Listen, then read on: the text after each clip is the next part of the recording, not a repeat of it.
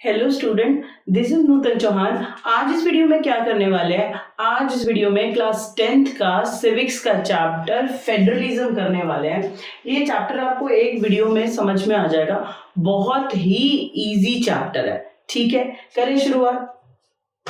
सबसे पहले अगर हमें समझना है पूरे चैप्टर को तो चैप्टर के वर्ड को तो समझना पड़ेगा। What is the meaning of federalism? ठीक है, देखो जरा, meaning of federalism. Federalism is a system of government in which the power is divided between a center authority and various constituent unit। नहीं आया समझ में? इसको पढ़ने से थोड़ी समझ में आ जाएगा। Division of power between different level of government. अब ठीक है, सिंपल हो गया। जब आप किसी भी देश के अंदर, ठीक है, एक ही लेवल ऑफ गवर्नमेंट और उसके हाथ में सारी पावर हो तो यूनिटरी सिस्टम होता है। लेकिन अगर डिवीजन ऑफ पावर हो जाए between different level of government, 2 और मोर लेवल ऑफ गवर्नमेंट, 2 हो सकते हैं, 3 हो सकते हैं, 4 हो सकते हैं, लेकिन अगर गवर्नमेंट के कई लेवल है और उनमें पावर डिस्ट्रीब्यूट हो गई है तो इसे कहते हैं फेडरलिज्म, और ये बहुत ज्यादा जरूरी है। ठीक है, इतनी बात आपको समझ में आ गई। बहुत अच्छे से आप समझो कि एक जगह आप ले लो नेशनल लेवल की गवर्नमेंट जो पूरे देश को देखती है, पूरे देश के लिए कानून बनाती है, और एक आप ले लो स्टेट गवर्नमेंट जो एक स्टेट की जिम्मेदारी लेती है, पर्टिकुलर उस जगह की जिम्मेदारी लेती है और उसके लिए कानून बनाती है। बात समझ में आ गई? It's very very simple. Federalism means when division of power between center government and constituent unit। उन constituent units को हम state भी कह सकते हैं, territory भी कह सकते हैं, region भी कह सकते हैं। तो अलग अलग ना देशों में अलग अलग कहा जाता है जो अदर लेवल ऑफ गवर्नमेंट होती है। ठीक है, रीजनल गवर्नमेंट भी कह सकते हैं, स्टेट गवर्नमेंट भी कह सकते हैं। ठीक है, तो होपफुली यू अंडरस्टैंड कि फेडरलिज्म का एक्चुअल मीनिंग होता है division of power between different level of government, centre और उसकी कॉन्स्टिट्यूएंट यूनिट में पावर बढ़ जाता है, किसी एक लेवल ऑफ गवर्नमेंट के हाथ में पावर नहीं होती। ठीक है, ये बात आपको बहुत अच्छे से समझ में आ गई होगी। अगर हमें मीनिंग समझ में आ गया तो हमें आगे की चीजें बहुत आराम से समझ में आ जाएंगी। आप इस मैप को देखो, इस मैप को देखकर आपको सारी चीजें बिल्कुल क्लियर हो जाएगी। आज पूरे विश्व के अंदर 193 कंट्रीज एग्जिस्ट करती हैं। वैसे तो 195 हैं, 2 नहीं हैं यूएनए की मेंबर, तो उनको अलग रखा जाता है। ठीक है, तो अगर आप काउंट करेंगे, और एनसीईआरटी में भी यही बात लिखी है कि कितनी कंट्री, 193 कंट्री क्या है, फेडरल कंट्री है, और सॉरी टोटल कंट्री है। और टोटल में से बेटा देखो, यहाँ पर आप देखो 193 टोटल कंट्री है और 25 कंट्री टोटल में से फेडरल कंट्री है जो फेडरलिज्म को फॉलो करती हैं, जहां पर डिवीजन ऑफ पावर है बिटवीन लेवल ऑफ गवर्नमेंट। ठीक है, इंडिया एग्जांपल है, ब्राजील एग्जांपल है, बेल्जियम एग्जांपल है, रशिया एग्जांपल है, ऑस्ट्रेलिया एग्जांपल है, कनाडा एग्जांपल है, United state of America example है, यूनाइटेड किंगडम है नहीं, इंग्लैंड में फेडरलिज्म नहीं है, वहां पर यूनिटरी लेवल की गवर्नमेंट है। ठीक है, इतनी बात आपको समझ में आ गई। ये मैप में जो ये रेड कलर में है ना, आप एनसीईआरटी में देखना, ये सारी कंट्रियां क्या हैं, ये सारी कंट्री फेडरल कंट्री हैं। तो प्लीज ये एक नंबर में आपसे घुमा फिराकर पूछ लेंगे कि टोटल कंट्री 193 है पूरे वर्ल्ड में, और 25 कंट्री कौन सी हैं जो फेडरलिज्म को फॉलो करती हैं, जो डिवीजन ऑफ पावर करती हैं अपने देश के अंदर लेवल ऑफ गवर्नमेंट के बीच में। ठीक है, बहुत सिंपल सी बात है, कोई दिक्कत वाली बात नहीं है। यहाँ पर आगे चलते हैं। Federal government different from unitary government. See यहाँ पर ना मैंने यूनिटरी गवर्नमेंट के बारे में लिखा हुआ है, यूनिटरी माने एक। ठीक है, तो आपको अभी बताया कि फेडरलिज्म का मतलब होता है division of power between level of government, और यूनिटरी गवर्नमेंट में डिवीजन ऑफ पावर नहीं होता। ये बेसिक अंतर है। अगर आपने ये समझ लिया तो आपको पूरे डिफरेंस अच्छे से समझ में आ जाएंगे। Now let's talk about difference between unitary government and federal government. आप कंपेयर करेंगे साथ साथ में, मैं आपको यूनिटरी गवर्नमेंट के फीचर बताऊंगी और इसके जस्ट अपोजिट हमारे फेडरल गवर्नमेंट के फीचर हो जाएंगे। वो मैं अभी आपको नेक्स्ट टॉपिक में अच्छे से और समझाने वाली हूँ। देखो जरा, under the unitary system either there is only one level of government. Federalism में वन लेवल ऑफ गवर्नमेंट हो ही नहीं सकता, टू और मोर लेवल ऑफ गवर्नमेंट, दो या दो, तीन, चार, पांच, छह हो सकते हैं, उससे ज्यादा हो सकते हैं, लेकिन एक नहीं हो सकता, क्योंकि वहां तो डिवीजन ऑफ पावर होगा ही, ठीक है। और यूनिटरी गवर्नमेंट में या तो सिर्फ एक ही लेवल की गवर्नमेंट होती है, उसी के हाथ में सारी पावर है, और either one level of government और the sub units are subordinate to the central government, यानी या तो एक ही लेवल की गवर्नमेंट होगी, और डिफरेंट लेवल की गवर्नमेंट मान भी लो कि यूनिटरी गवर्नमेंट में है, भाई एक देश है, वहाँ यूनिटरी सिस्टम है, ठीक है, वहाँ एक लेवल की गवर्नमेंट होगी तो और पूरे देश को चलाएगी, और अगर कई लेवल की गवर्नमेंट है फिर भी वो सारी की सारी सबऑर्डिनेट किसके साथ करेंगी, सिर्फ सेंटर गवर्नमेंट के साथ, जैसा सेंटर गवर्नमेंट बोलेगी वैसा वैसा वो फॉलो करेंगी, अपने विवेक नहीं लगा सकते, उनके पास ऑटोनॉमस यूनिट नहीं है, वो उनमें फ्रीडम नहीं होती, उनके पास पावर नहीं होती। बात समझ में आ गई क्या कहना चाहती हूँ? This is very very simple कि यूनिटरी लेवल ऑफ गवर्नमेंट अगर किसी कंट्री में है तो वहां पर बेटा सिर्फ only one level of government exist, वहां पर एक ही तरह की गवर्नमेंट होगी, एक, ठीक है। और अगर मान लो कई लेवल की गवर्नमेंट हुई तो आप कहोगे मैम वो फेडरलिज्म हो गया, नहीं, फेडरलिज्म में तो division of power between level of government होता है, इसमें लेवल ऑफ गवर्नमेंट तो होंगे but all are subordinate with centre, किसी के पास अपनी स्वतंत्रता नहीं होगी, अपनी पावर नहीं होगी, वो सेंटर के सामने ही जैसा सेंटर काम देगी वैसा वो काम करेंगे। बात समझ में आ गई? आगे चलते हैं, क्या लिखा हुआ है, The central government can pass on orders to provisional or the local government, यानी अगर यूनिटरी गवर्नमेंट है, ठीक है, और उसके लेवल है, प्रोविजनल गवर्नमेंट कह दो, लोकल गवर्नमेंट कह दो, तो सबको वो ऑर्डर पास करता है, कोई उसके ऑर्डर के बिना कुछ नहीं कर सकता। मैं फिर आपसे कह रही हूँ, यूनिटरी गवर्नमेंट में एक ही लेवल की गवर्नमेंट होती है, उसी के हाथ में सारी पावर होती है, और अगर लेवल ऑफ गवर्नमेंट है all are subordinate with centre, और वो सेंटर की ही बात सुनेंगे, लोकल गवर्नमेंट है या प्रोविजनल गवर्नमेंट है या रीजनल गवर्नमेंट है या स्टेट गवर्नमेंट है, सारी की सारी किससे जुड़ी होती है, सेंटर से, और जैसा सेंटर बोलेगी वैसा ही वो करेंगे, ठीक है। इतनी बात आपको समझ में आ गई? अच्छा, जस्ट इसका अपोजिट सोचो, अगर फेडरल कंट्री में होते आप, तो फेडरल कंट्री में centre government can not pass order to state government, फिर आप यहाँ पर कैन की जगह कैन नॉट लिखना पड़ता आपको। बात समझ में आई क्या कहना चाहती हूँ?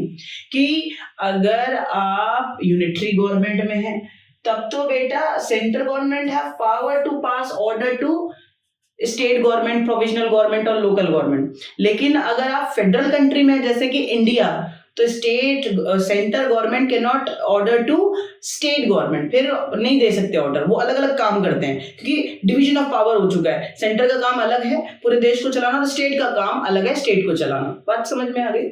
State government has power to its own which it is not answerable to the central government, ठीक है, और यहाँ पर है not answerable to the centre government. देखो ये है फेडरलिज्म के लिए कि अगर आप एक फेडरल कंट्री में हैं तब तो state government is not answerable to centre government for their work, और अगर आप एक यूनिटरी गवर्नमेंट में हैं, ठीक है, जिस देश के अंदर यूनिटरी गवर्नमेंट है, तो state government answerable for their work, वो जो स्टेट गवर्नमेंट कोई भी काम करेगी, कोई भी कानून बनाएगी, तो फिर वो जवाबदेही होगी, वो सेंटर गवर्नमेंट को बताएंगे कि हमने ये काम क्यों किया है। बात समझ में आ गई? और सेंटर गवर्नमेंट उनसे पूछेगी आपने ये कैसे किया, ठीक है। लेकिन अगर यही स्टेट गवर्नमेंट फेडरल कंट्री में है जैसे इंडिया में, ठीक है, तो इंडिया की स्टेट गवर्नमेंट अगर कोई कानून बना रही है, कोई भी प्रोजेक्ट लॉन्च कर रहे हैं, तो उन्हें सेंटर गवर्नमेंट को जवाब नहीं देना पड़ेगा। बात समझ में आ गई? आपको इतनी बात समझ में आ गई होगी। This is very very simple. Unitary government में भैया अगर कहीं पर है तो वहां डिवीजन ऑफ पावर नहीं होता, एक ही लेवल की गवर्नमेंट होती है। अगर कई लेवल की गवर्नमेंट है तो वो सारी की सारी सबऑर्डिनेट करती हैं सेंटर के साथ, ठीक है, और आंसरेबल होती हैं जितनी भी स्टेट गवर्नमेंट है या लोकल गवर्नमेंट है या प्रोविजनल गवर्नमेंट है, सेंटर को अपनी मर्जी से कुछ नहीं कर सकते, और सेंटर के साथ, और सेंटर जो ऑर्डर उन्हें देगी वो उसे फॉलो करेंगे। आ गया समझ में? कि यहाँ पर अगर आप इस पिक्चर को देखेंगे ना, तो ये है सेंटर गवर्नमेंट मान लो, और ये सारे स्टेट गवर्नमेंट को ऑर्डर दे रहा है, सारी स्टेट गवर्नमेंट इसके साथ सबऑर्डिनेट कर रही है अपना, मतलब सब कुछ कंट्रोल्ड वे में चलता है। यूनिटरी यूनाइटेड होता है, ठीक है। और फेडरलिज्म डिवीजन होता है पावर का, अलग अलग, ये तेरा काम है, ये तेरा काम है, आपस में क्लैश नहीं होगा। समझ में आ गया? अगर आपको ये यूनिटरी समझ में आ गया है तो फिर आपको फेडरलिज्म भी समझ में आएगा।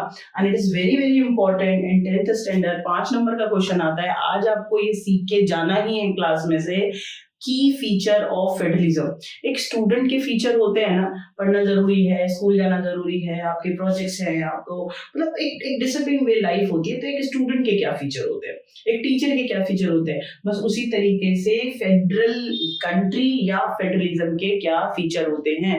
वो 25 कंट्रियां पूरे अक्रॉस द वर्ल्ड जहां पर फेडरलिज्म है, उनमें ये फीचर होंगे ही होंगे। How you recognise any country is federal और यूनिटरी? अगर किसी कंट्री में ये सारे फीचर हैं तो समझ लेना वो कंट्री क्या है बेटा, वो कंट्री फेडरल कंट्री है। अदरवाइज वो कंट्री क्या है, फिर नहीं तो वो country unitary form of government को फॉलो कर रही है। ठीक है, देखें ये की फीचर हैं फेडरलिज्म के, बहुत इंपॉर्टेंट है। There are 2 or more level और tyre of government. Tyre bike के टायर नहीं, लेवल्स को ही कह रहे हैं यहाँ पर कि ये तो कॉमन फीचर है। This is also definition of federalism, आप कभी नहीं भूलेंगे। क्या लिखा हुआ है भैया, if there is any federal government exist in any country तो इट मीन्स 2 और मोर लेवल ऑफ गवर्नमेंट। ये बिगेस्ट फीचर ऑफ फेडरलिज्म। अगर किसी भी कंट्री में फेडरलिज्म है तो फिर वहां पर 2 और मोर लेवल ऑफ गवर्नमेंट होगा ही, एक लेवल की गवर्नमेंट नहीं होगी। ठीक है, एक लेवल की गवर्नमेंट कहाँ होती है, अभी अभी मैंने आपको बताया यूनिटरी फॉर्म ऑफ गवर्नमेंट में। ठीक है, different tyre of government, different tier of governor, the same citizen, different level of government, governor, same citizen, but each tier had its own jurisdiction. अब ये वाला सेंटेंस बच्चों को थोड़ा सा घबराहट पैदा कर देता है, बट घबराने की कोई जरूरत नहीं है। डिफरेंट लेवल ऑफ गवर्नमेंट, अब आप ये देखो कि एक हो गई स्टेट गवर्नमेंट और एक हो गई नेशनल लेवल की सेंटर गवर्नमेंट। ठीक है भैया, तो ये भी आपके ऊपर राज करती है और ये भी आपके ऊपर राज करती है। मान लो आप हरियाणा स्टेट में रहते हैं, तो एक बार स्टेट गवर्नमेंट आपके लिए कानून बनाती है, ठीक है, आपके डेवलपमेंट के लिए, और एक बार सेंटर गवर्नमेंट जो पूरे देश के लिए कानून बनाती है वो भी आप पे लागू होते हैं। ठीक है, तो आप एक साथ 2 लेवल की गवर्नमेंट आपको कंट्रोल कर रही है नहीं कर रही है। बस यही बात यहाँ लिखी हुई है कि फेडरलिज्म में क्या होता है कि जनता सेम होती है। भाई हरियाणा के लोग इंडियन है ना, भारतीय और हरियाणवी भी हैं, बात समझ में आ गई। तो हरियाणा गवर्नमेंट भी उनको देखेगी, संभालेगी, उनके लिए डिसीजन लेगी, प्लस जो सेंटर गवर्नमेंट है वो भी उन्हें संभालेगी। इसी तरह उत्तर प्रदेश को ले लो, स्टेट है, उत्तर प्रदेश की गवर्नमेंट उत्तर प्रदेश को संभालेगी, वहां के लोगों को, और उत्तर प्रदेश के लोगों को और कौन गवर्नमेंट कंट्रोल करेगी, सेंटर गवर्नमेंट भी करेगी। तो आपको समझ में आया होगा मैं क्या कहना चाहती हूँ। Different level of government governor the same citizen. Uttar Pradesh के लोग ही हैं लेकिन सेंटर गवर्नमेंट भी उनको चलाएगी, उनको कंट्रोल करेगी, उनके लिए डिसीजन लेगी, और उत्तर प्रदेश की गवर्नमेंट स्टेट गवर्नमेंट भी उनको कंट्रोल करेगी और उनके लिए डिसीजन लेगी। बात समझ में आ गई। बट यहाँ पर क्या लिखा हुआ है, each level of government its own जुडिक्शन। पहले समझो जुडिक्शन का मतलब क्या होता है। लीगल अथॉरिटी ऑफ समवन, ठीक है, in a particular area. Legal authority of someone in a particular area, उसे कहते हैं जुडिक्शन। भाई एक बात बताओ, सेंटर गवर्नमेंट भी हरियाणा वालों के लिए कानून बनाने वाली है, और जो स्टेट गवर्नमेंट है वो भी, हरियाणा की जो गवर्नमेंट है वो भी हरियाणा के लोगों के लिए कानून बनाने वाली है। अब दोनों में हो जाए क्लैश, खूब लड़ाई हो, ठीक है, हरियाणा की गवर्नमेंट क्या बोले कि नहीं मैं यहाँ पर कानून बनाऊंगा और मैं ही यहाँ के लोगों से टैक्स लूंगा और मैं ही जो भी चीजें हैं मेरे हाथ में होनी चाहिए, और जो सेंटर है वो भी कहे कि नहीं मैं इस चीज पे टैक्स लूंगा, दोनों में लड़ाई हो जाएगी ना। इस चीज को सॉर्ट आउट कौन कर सकता है? Constitution. Constitution specifies jurisdiction, area और power of different level of government, दोनों को बता देता है कि भैया झगड़ने की कोई बात नहीं है। क्या करना है? कॉन्स्टिट्यूशन में साफ लिखा हुआ है कि सेंटर स्टेट दोनों एक ही जैसे लोगों को गवर्नर करेंगे, लेकिन दोनों के पावर पहले अलग कर दिए। जुरिडिक्शन एरिया, इट मींस कि कौन किस पे टैक्स का, कौन से सब्जेक्ट पे टैक्स लगाएगा, किसके क्या अधिकार है, किस सब्जेक्ट पे कौन कानून बनाएगा। ठीक है, हरियाणा गवर्नमेंट किस सब्जेक्ट पे कानून बना सकती है और सेंट्रल गवर्नमेंट किस पे कानून बना सकती है सब्जेक्ट पे। ठीक है, हरियाणा के लोगों से सेंटर किस किस सब्जेक्ट पे टैक्स ले सकती है और हरियाणा गवर्नमेंट किस किस सब्जेक्ट पे टैक्स ले सकते हैं। दिस ऑल आर स्पेसिफाई और डिक्लेयर बाय कॉन्स्टिट्यूशन। तो क्लैश होगा ही नहीं। तो समझ में आया? जुरिडिक्शन अभी भी नहीं आया होगा, ये थोड़ा साइंटिफिक चला गया। अरे आप स्कूल में देखो, सबका जुडिक्शन एरिया क्लियर होता है नहीं होता है? स्पेसिफाई, ठीक है, बाय एडमिनिस्ट्रेशन। प्रिंसिपल का काम अलग, कोऑर्डिनेटर का काम अलग, सब्जेक्ट टीचर का काम अलग और पीयून का काम अलग। सब एक जैसा काम करते हैं क्या? और अच्छा, सारे के सारे सब एक ही को चला रहे होते हैं, स्कूल ही चल रहा होता है, बच्चों के लिए ही आ रहे होते हैं सारे बच्चे हैं, सारे के सारे जो एडमिनिस्ट्रेटिव हेड है। बात को समझना क्या कहना चाहती हूँ? तो प्लीज आप समझो कि हर किसी का जुडिक्शन area, legal power in a particular area अलग अलग होता है, अलग अलग। ठीक है, कि आपको एक ही जगह काम करना है, एक ही लोगों के लिए काम करना है, लेकिन आपकी पावर अलग अलग है, आपस में क्लैश नहीं होगा। ठीक है, वो अभी आपको, और जब मैं आपको यूनियन लिस्ट और कंकरेंट लिस्ट और स्टेट लिस्ट सबके पावर समझाऊंगी तो और आपको अच्छे से क्लियर हो जाएगा। ठीक है, the jurisdiction of respective level or tiers of government are specified in constitution। कहाँ लिखा है भैया कि स्टेट गवर्नमेंट का क्या पावर है और जो सेंट्रल गवर्नमेंट है उसका क्या पावर है? तो different level of government power and जुडिक्शन specify in constitution. It means Constitution provide guarantee different level of government कि this is your authority, your power and you governor, ठीक है, and run administration। बात समझ में आ गई? क्योंकि कॉन्स्टिट्यूशन ने बताया कि ये तेरा काम है, ये तेरा काम है, ये तेरा काम है। क्लियर हो गई आपको इतनी बार? फिर ठीक है, तो एक जो फेडरल कंट्री होती है वहां 2 और मोर लेवल ऑफ गवर्नमेंट होते हैं और जो लेवल ऑफ गवर्नमेंट होते हैं वो सेम जो जनता है उसी को संभाल रहे होते हैं, लेकिन उनके पावर अलग अलग होते हैं। और ये पावर जो अलग अलग है कहाँ लिखा है? कॉन्स्टिट्यूशन में लिखा है। The fundamental provision of the constitution cannot be unilaterally, यानी अकेले, alone, changed by one level of government। सी, अगर आप एक फेडरल कंट्री में रह रहे हैं जैसे कि इंडिया, यहाँ पर कॉन्स्टिट्यूशन है, लोगों के लिए कानून है, बिल्कुल है, लेकिन जो इसका बेसिक फंडामेंटल स्ट्रक्चर है इसको एक लेवल की गवर्नमेंट नहीं बदल सकती। Both the level of government consent need. अगर बेसिक स्ट्रक्चर में कोई बदलाव करना है तो जो भी लेवल की गवर्नमेंट है, 2 है 3 है फेडरल कंट्री के अंदर, उन्हें सबको इकट्ठा सहमति देनी होगी, तब चेंज किया जा सकता है। कोई एक लेवल की गवर्नमेंट ऐसा चेंज नहीं कर सकती। ठीक है, समझ में आ गया आपको? आगे देखते हैं। Court have the power to interpret the constitution and power to different level of government। If there is any dispute between center and state government or different level of government, तो who settle this drama?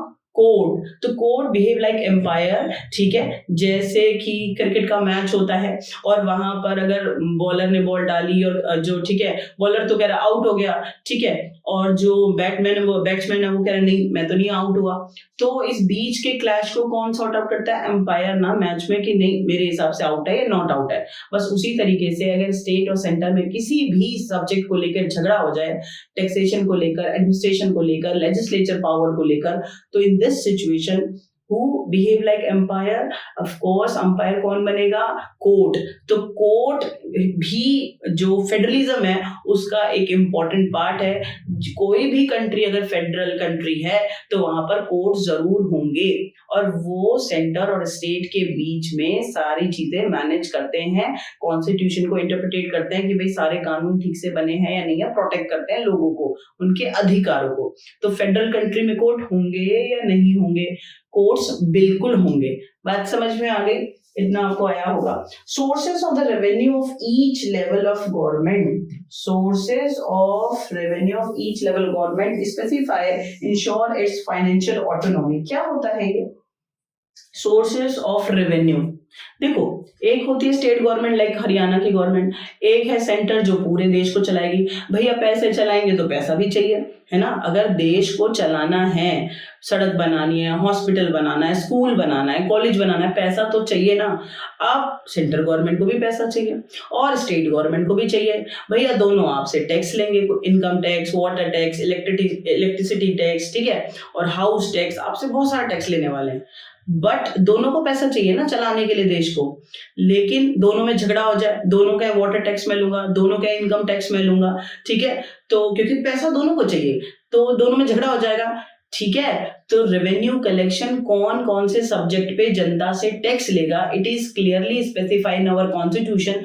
Financial autonomy दोनों के पास है, दोनों level की government के पास, centre के पास भी और स्टेट के पास भी।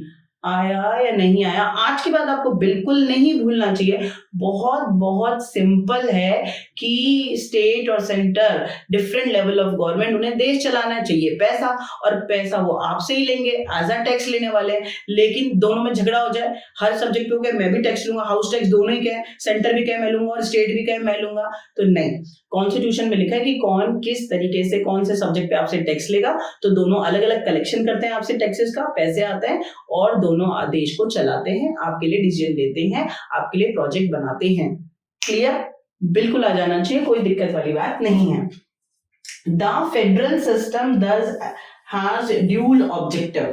आपको पता है अगर आप एक फेडरल कंट्री में हैं तो एक फेडरल कंट्री के दो ऑब्जेक्टिव होते हैं, उद्देश्य। क्या उद्देश्य होता है, एक नंबर में आपसे अलग से पूछ लेंगे, to safeguard and promote unity of the country, integrity, पूरे देश को जोड़ना। एक फेडरल कंट्री, फेडरल गवर्नमेंट का धर्म होता है, ठीक है। आप एक फेडरल कंट्री में रहते हैं और स्टेट और सेंट्रल गवर्नमेंट का ये धर्म है कि आप में इंटीग्रिटी बना के रखे, कम्युनिटीज के बीच में पूरा आपको जोड़ के रखे, पूरे देश को जोड़ के रखे, लड़ाई नहीं होनी चाहिए, ठीक है। और while at the same time accommodate regional diversity, regional मतलब अलग अलग क्षेत्रों में जो कल्चर, जाति और भाषा को लेके इतनी ज्यादा डाइवर्सिटी है, उसे भी संभालना है।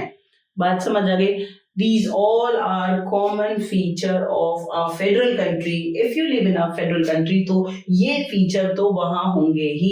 आज के बाद मुझे नहीं लगता कि आपको कोई तकलीफ होने वाली है। फेडरलिज्म का मतलब होता है डिवीजन ऑफ पावर, और क्या फीचर होते हैं फेडरल कंट्री के, 2 और मोर लेवल ऑफ गवर्नमेंट होती है।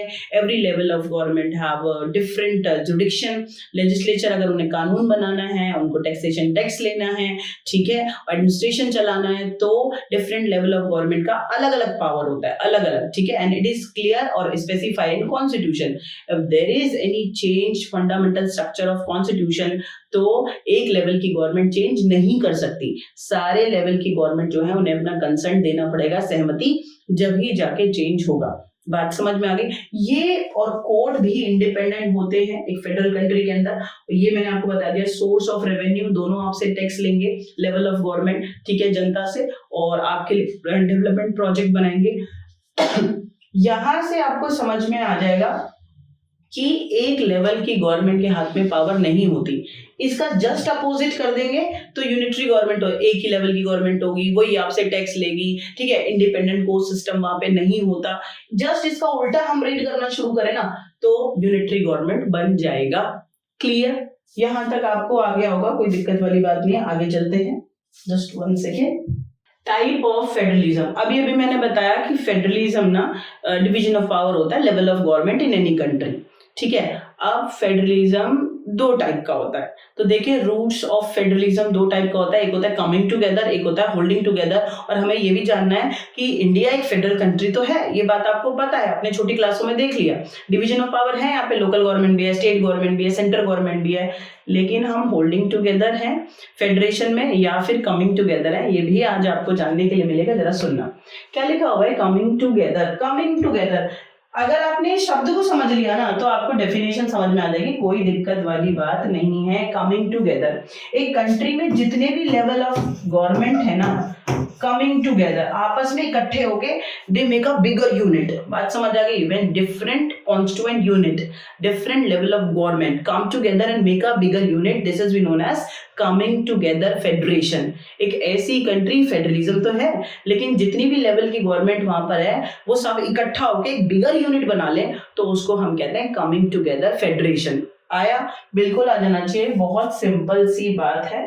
ठीक है, देखो यहाँ लिखा भी है, the force route involve in independent state coming together on their own to form a bigger unit. ठीक है, कि जो छोटे छोटे स्टेट हैं, जो भी ठीक है गवर्नमेंट के लेवल है, वो सब मिलकर एक बड़ी यूनिट बना लेते हैं। तो कमिंग टुगेदर आपको समझ में आ गया, कम आपस में इकट्ठी हो जाती हैं। ठीक है, different level of government come together, all constituent unit come together, make a bigger unit, this is we known as coming together. ठीक है, आगे चलते हैं। Federation, so that by the pooling sovereignty and the retaining identity they can increase their security. Why are they doing like this? क्यों कर रहे हैं ऐसा, क्यों कर रहे हैं? जवाब में आएगा बेटे कि ये सारी जो छोटे छोटे स्टेट थे या लेवल ऑफ गवर्नमेंट थे, ये इकट्ठा क्यों हुए? They want to increase their security. ठीक है, अगर अकेले चलोगे तो खतरा है और ग्रुप में चलोगे तो सिक्योरिटी झुंड में बनी रहती है। बात समझ में आ गई? तो ये आपको बिल्कुल अच्छे से समझ में आ गया कि कमिंग टुगेदर का जो इम्पोर्टेंस है वो क्या है, क्यों सारे जो लेवल ऑफ गवर्नमेंट है वो इकट्ठा होकर एक बड़ी यूनिट बनाते हैं सिक्योरिटी को इनहांस करने के लिए, बढ़ाने के लिए। This type of coming together federation include the USA, Switzerland and Australia. India एक coming together federation country नहीं है। ठीक है, देखो USA, स्विट्जरलैंड और ऑस्ट्रेलिया में क्या होता है, कमिंग टुगेदर फेडरेशन फॉलो होता है। फेडरल कंट्री हैं ये, लेकिन कैसी हैं, कमिंग टुगेदर। याद रहेगा, एग्जाम्पल अलग से पेपर में आ जाता है। All the constituent state usually have equal power and are strong from the central federal government या सेंट्रल गवर्नमेंट।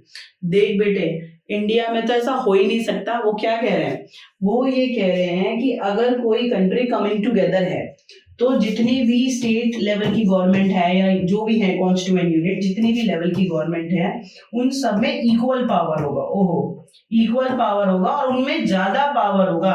ठीक है, किससे, सेंटर से ज्यादा पावर होगा। बात समझ में आ गई, सेंटर से ज्यादा पावर होगा। हमारे देश में तो सेंटर के पास ज्यादा पावर होती है, वो मैं भी आपको सिखाऊंगी। तो हम एक कमिंग टुगेदर कंट्री नहीं हो सकते। होपफुली यू अंडरस्टैंड मैं क्या कहना चाहती हूँ कि फेडरलिज्म जहां पर भी है दो टाइप का है, एक है कमिंग टुगेदर, एक है होल्डिंग टुगेदर। अभी अभी हमने क्या पढ़ लिया है, कमिंग टुगेदर जब जितनी भी कॉन्स्टिट्यूएंट यूनिट और लेवल ऑफ गवर्नमेंट होती है इकट्ठा हो जाए और एक यूनिट बना ले, बड़ी यूनिट बना ले, ठीक है, सिक्योरिटी को इनहांस करने के लिए, उसको हम कमिंग टुगेदर कहते हैं। ऑस्ट्रेलिया में फॉलो होता है, स्विट्जरलैंड में फॉलो होता है, यूएसए में फॉलो होता है। और कमिंग टुगेदर में जितनी भी स्टेट लेवल की गवर्नमेंट होंगी या कॉन्स्टिट्यूएंट यूनिट होंगी, सबके पास बराबर पावर होगी और सेंटर से ज्यादा होगी। ठीक है, आगे चलते हैं। अच्छा, होल्डिंग टुगेदर में क्या होता है, India is a holding together country. तो आपको ये ज्यादा अच्छे से समझना चाहिए, आपके देश के बारे में है कि आप एक फेडरल कंट्री भी हैं और कैसा फेडरलिज्म और फेडरेशन आप फॉलो करते हैं, होल्डिंग टुगेदर। इसके अंदर क्या होता है, डिवीजन ऑफ पावर हो जाता है लेवल ऑफ गवर्नमेंट के बीच में। ठीक है, ऐसा नहीं है, अभी आप पढ़कर और इसको अच्छे से समझ जाएंगे। जरा देखना क्या लिखा हुआ है, where a large country decided to divide its power between constituent state and the national government. The particular country or federal country which is divide power between constituent unit and center. एक ऐसी country जो बहुत ज्यादा बड़ी है, हमारी country area wise population wise बहुत बड़ी है, नहीं संभाल सकते, तो इस वजह से डिवीजन ऑफ पावर होता है कि भैया सेंटर को अलग दे दो पावर और स्टेट्स को अलग पावर दे दो। That is why we are holding together का, ठीक है, फेडरेशन। समझ आ गया, आगे चलते हैं। Example, India, Spain and Belgium. India, Spain and Belgium, these all are example of holding together federation. ठीक है, the central government tend to be more power from the state. ठीक है, यानी होल्डिंग टुगेदर में सीख के जाओ, सेंटर के पास ज्यादा पावर होती है as compare to constituent unit, as compare to different level of government. जितनी भी 4 स्टेट है, 5 स्टेट है, 2 लेवल गवर्नमेंट है, सबसे ज्यादा पावर होती है सेंटर, नेशनल लेवल की गवर्नमेंट के पास। ठीक है, इतना आया समझ में। Very often different constituent unit of the federation have unequal power. Some units are guaranteed special power. India से आपको सब समझ आ जाएगा भैया, कोई चिंता करने वाली बात नहीं है। ऐसे इसको ट्रांसलेट करेंगे तो नहीं आएगा। क्या लिखा हुआ है, अगर आप एक होल्डिंग टुगेदर कंट्री में कह दो हो, हाँ है, ठीक है, इंडिया में होल्डिंग टुगेदर फेडरेशन है, इसके बाद अगर आप हैं तो सेंटर के पास ज्यादा पावर होगी, स्टेट्स के पास कम होगी, कह दो है, हाँ है, कोई दिक्कत वाली बात नहीं है, सेंटर के पास ज्यादा पावर होती है। उसके बाद आप देखो कि 28 राज्य है ना, सबके पास बराबर पावर नहीं है, कह दो हाँ नहीं है, बिल्कुल नहीं है, किसी के पास कम और किसी के पास ज्यादा। ठीक है, आगे समझाऊंगी आपको।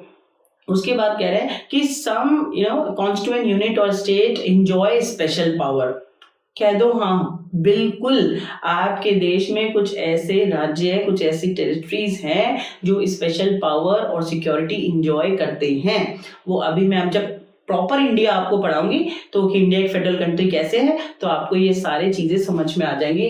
फिलहाल आपको समझ में आ गए होंगे होल्डिंग टुगेदर में डिवीजन ऑफ पावर होता है between centre and state government और कॉन्स्टिट्यूएंट यूनिट, ठीक है, जैसे इंडिया, स्पेन और प्लस बेल्जियम इसका एग्जाम्पल है जहाँ होल्डिंग टुगेदर फेडरेशन है। उसके बाद मैंने आपको बताया कि होल्डिंग टुगेदर में सेंटर के पास ज्यादा पावर होती है और स्टेट्स के पास कम, और स्टेट में भी अनइक्वल पावर डिस्ट्रीब्यूशन होता है, किसी के पास कम और किसी के पास ज्यादा और किसी के पास स्पेशल पावर। ठीक है, इतनी बात आपको समझ में आ गई होगी। आज के बाद आप ये तो नहीं भूलने वाले कि फेडरलिज्म में डिवीजन ऑफ पावर होता है और फेडरल कंट्री दो टाइप के हो सकते हैं, कमिंग टुगेदर फेडरेशन हो सकते हैं या फिर होल्डिंग टुगेदर हो सकते हैं। Let's talk about India. What make India a federal country?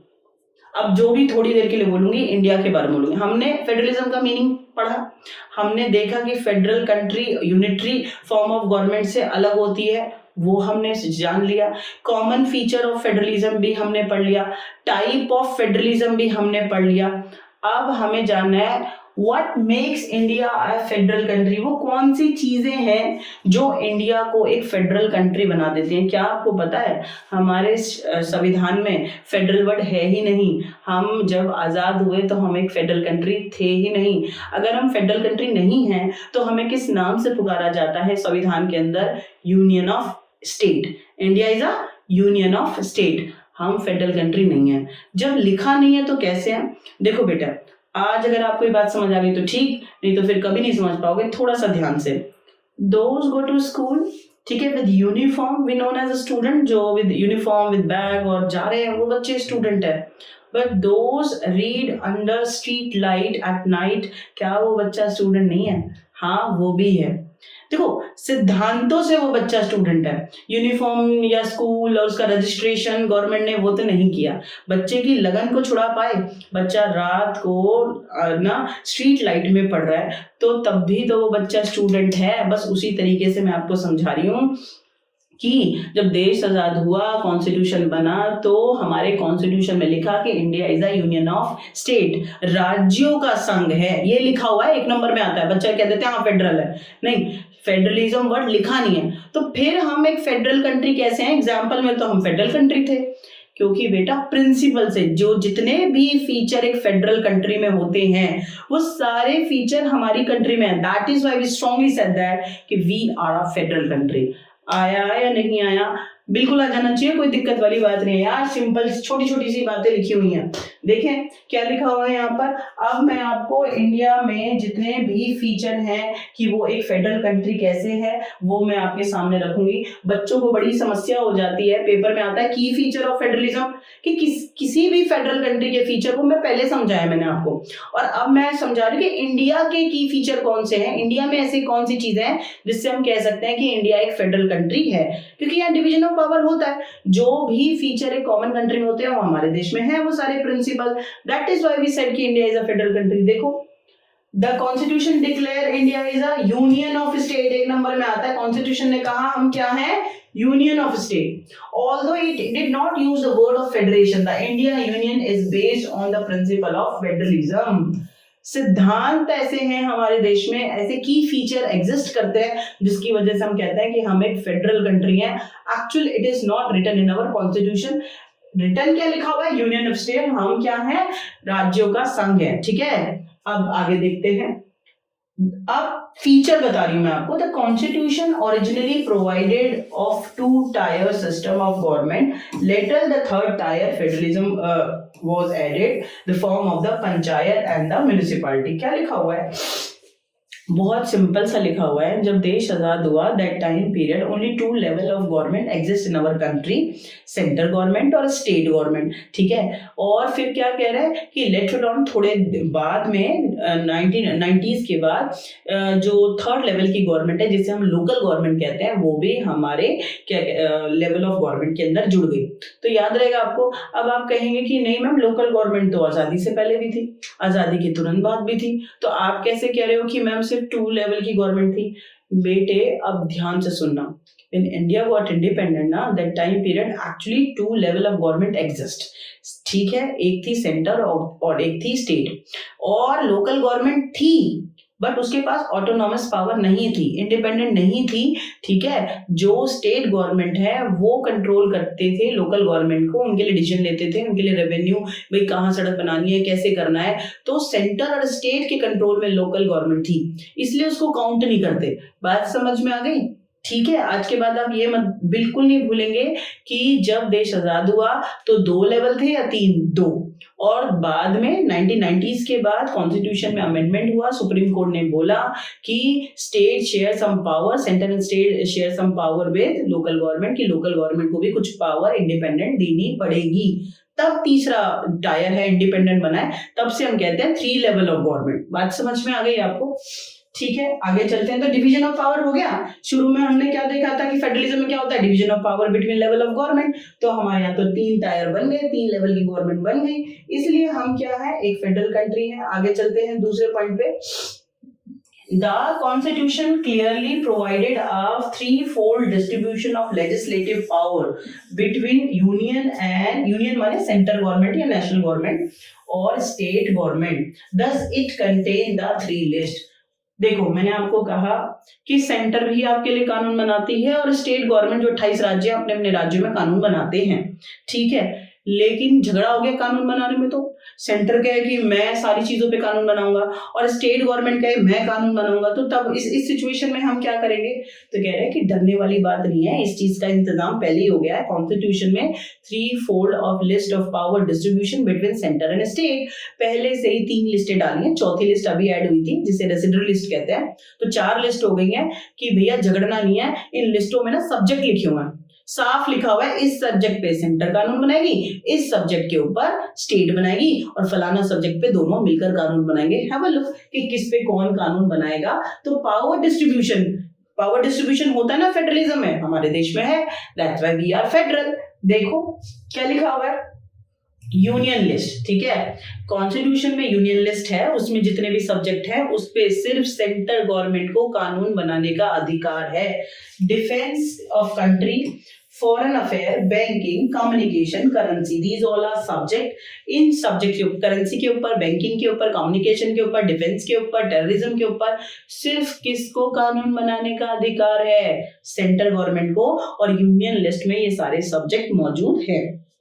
अब देखो स्टेट लिस्ट में police, trade, commerce, agriculture and irrigation, in subject पर सिर्फ स्टेट गवर्नमेंट को कानून बनाने का अधिकार है। स्टेट लिस्ट है, स्टेट लिस्ट में जितने सब्जेक्ट हैं सिर्फ स्टेट गवर्नमेंट को कानून बनाने का अधिकार है। अब आ जाओ concurrent list, education, forest, trade union, marriage, adoption and succession. ये सारे एजुकेशन और फॉरेस्ट, ठीक है, सक्सेशन, अडॉप्शन, इन सारे मैटर्स कहाँ लिखे हैं? कंकरेंट लिस्ट में। और जितने भी सब्जेक्ट कंकरेंट लिस्ट में हैं उन पर कानून बनाने का अधिकार बेटे किसको है? सिर्फ और सिर्फ एक लेवल की गवर्नमेंट। आपको लगेगा मैम ने सेंट्रल भी बोल दिया, मैम ने स्टेट भी बोल दिया, आप किसको बोलेंगे? बेटा अब सिर्फ नहीं है, अब दोनों मिलके बनाएंगे। बात समझ आ गया? कंकरेंट लिस्ट में जितने भी सब्जेक्ट हैं, चाहे अडॉप्शन है चाहे सक्सेशन है, उसके ऊपर कानून कौन बनाएगा? दोनों मिलकर बनाएंगे। हाँ वो और बात है कि अगर दोनों में बनाते हुए झगड़ा हो जाए, अगर कंकरेंट लिस्ट के जो सब्जेक्ट हैं दोनों में झगड़ा हो जाए, क्लैश हो जाए बनाते हुए, ठीक है, तो फाइनल डिसीजन सेंटर के हाथ में चला जाता है, ठीक है। अब आ जाओ रेसिड्री लिस्ट पर, सॉफ्टवेयर, कंप्यूटर, ठीक है। क्या है रेसिड्री लिस्ट?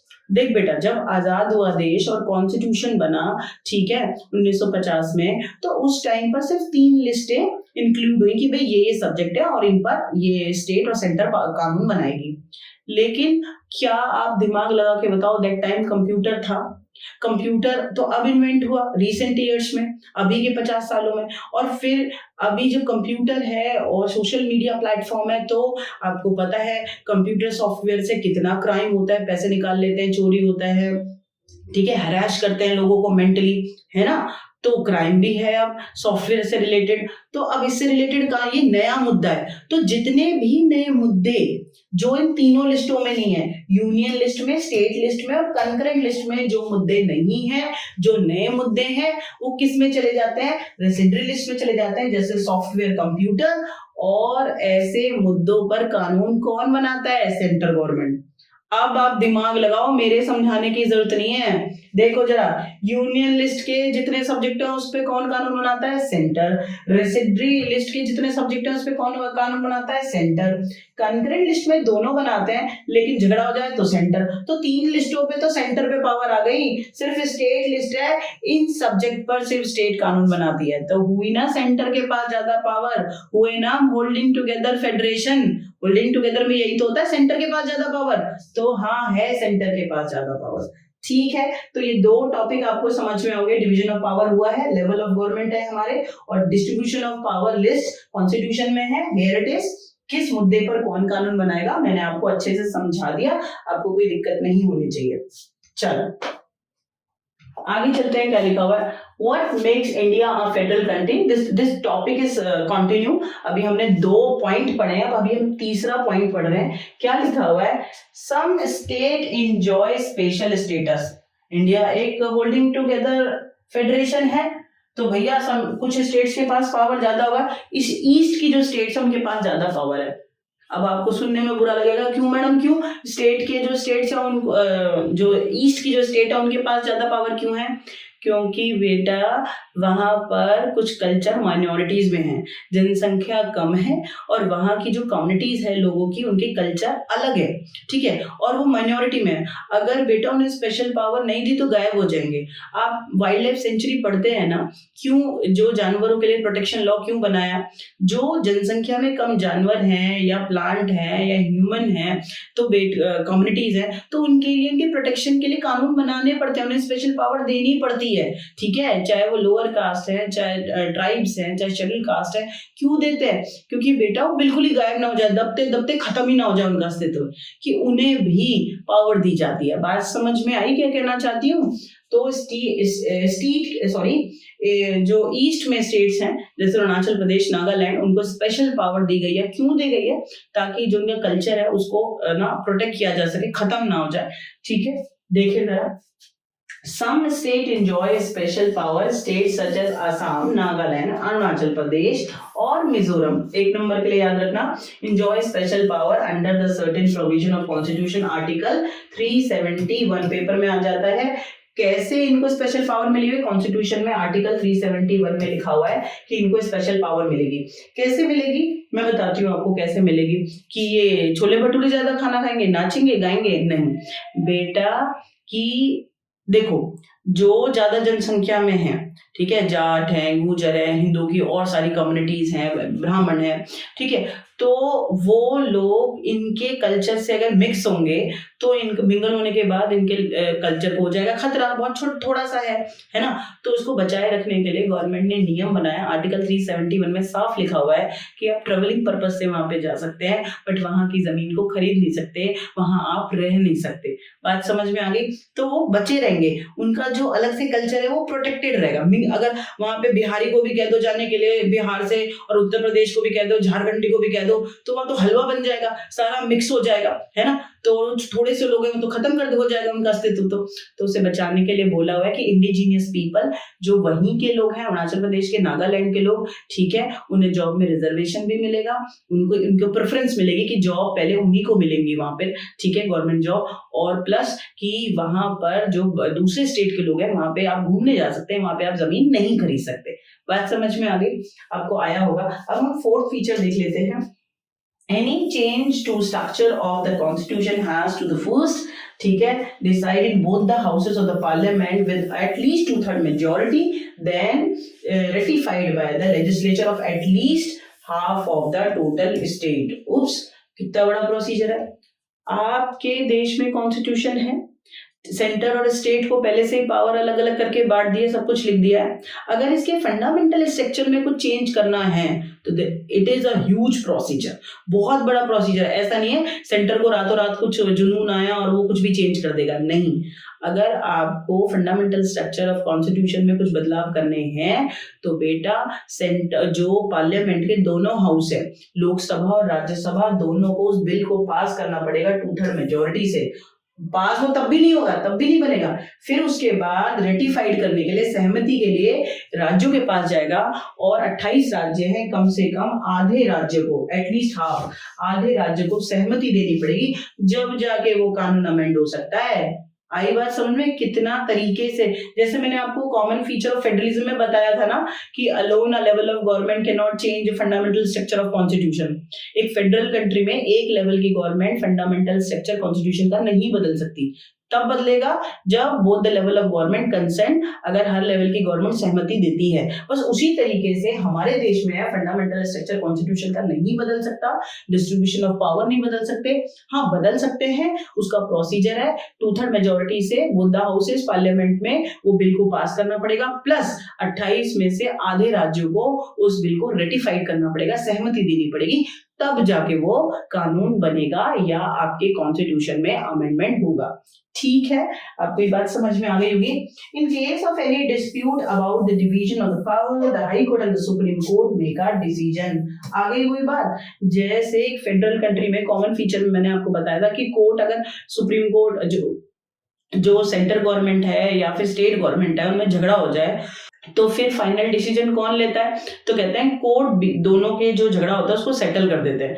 हमारे देश में भी इंडिपेंडेंट जुडिशरी सिस्टम है, और वो क्या करती है, वो प्रोटेक्ट करती है कानूनों को। और स्टेट और सेंटर में जब डिस्ट्रीब्यूशन ऑफ पावर होता है या किसी चीज को लेकर बहस हो जाए, कोई झगड़ा हो जाए पानी को लेकर, किसी भी मैटर को लेकर, तो कौन उसको सॉर्ट आउट कराएगा? कोर्ट। तो इंडिपेंडेंट कोर्ट भी है, अकेले कानून भी नहीं चेंज कर सकते, पूरा प्रोसीजर है, स्पेशल पावर है कुछ स्टेट्स के पास। ठीक है, तो these all are 5 features strongly मतलब describe to you and understand you easily. आज आपके दिमाग पे भर जाना चाहिए कि भारत एक फेडरल कंट्री है। भले ही शब्दों में कॉन्स्टिट्यूशन मैंने नहीं लिखा कि हम एक फेडरल कंट्री है, सिद्धांतों से फीचर जितने भी एक फेडरल कंट्री में होते हैं वो यहाँ हैं। That is why we are a federal country. आया आपको समझ में? बिल्कुल आ जाना चाहिए। बहुत सिंपल सी बात है कि ये 5 फीचर की वजह से आप एक फेडरल कंट्री हैं। How is federalism practice? Federalism को प्रैक्टिस कैसे किया जाता है?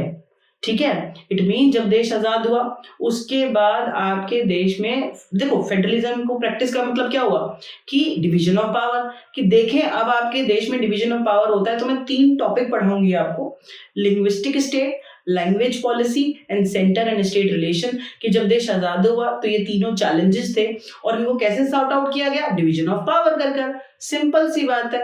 तो ये 5 नंबर का क्वेश्चन है, इकट्ठे तीनों टॉपिक को पूछ लेते हैं, लिंग्विस्टिक स्टेट, लैंग्वेज पॉलिसी और सेंटर स्टेट रिलेशन, या फिर बेटा अलग अलग करके पूछ लेते हैं कि फेडरलिज्म आपके देश में प्रैक्टिस कैसे होता है।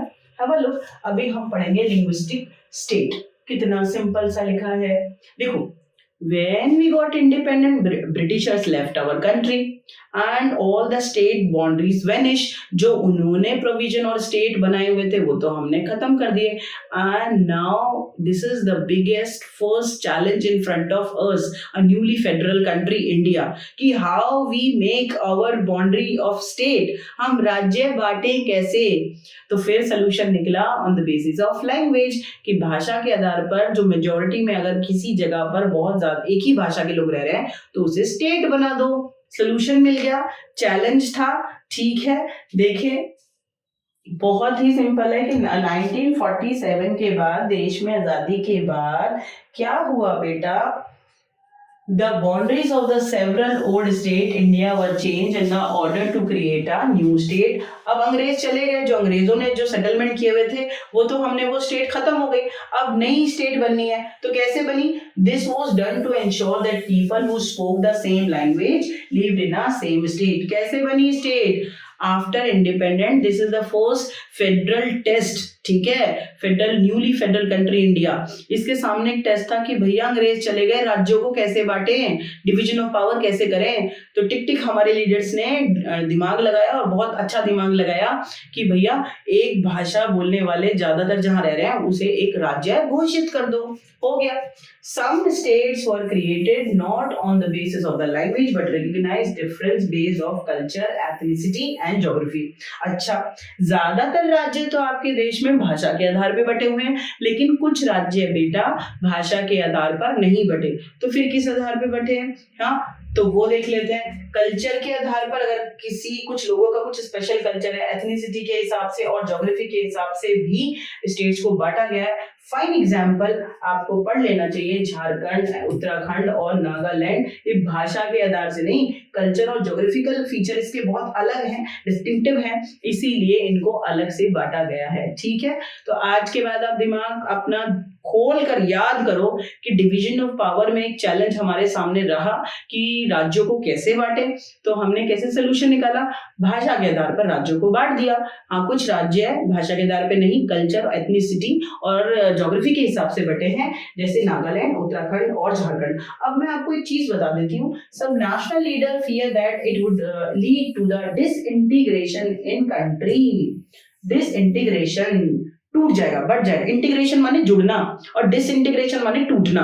अरे भैया, when our representative ना after independent decided कि most of the state created on the basis of language, that time period many leaders worried our country disintegrated, खतरा है। अरे भाषा के नाम पे मत बांटो राज्य को, पूरे भारत को, नहीं तो टुकड़े टुकड़े हो जाएगा। ठीक है, तो ये डर था। But what is the result we see? But the experience has shown that the formation of the linguistic state has actually made country more united. It has also made administration easier.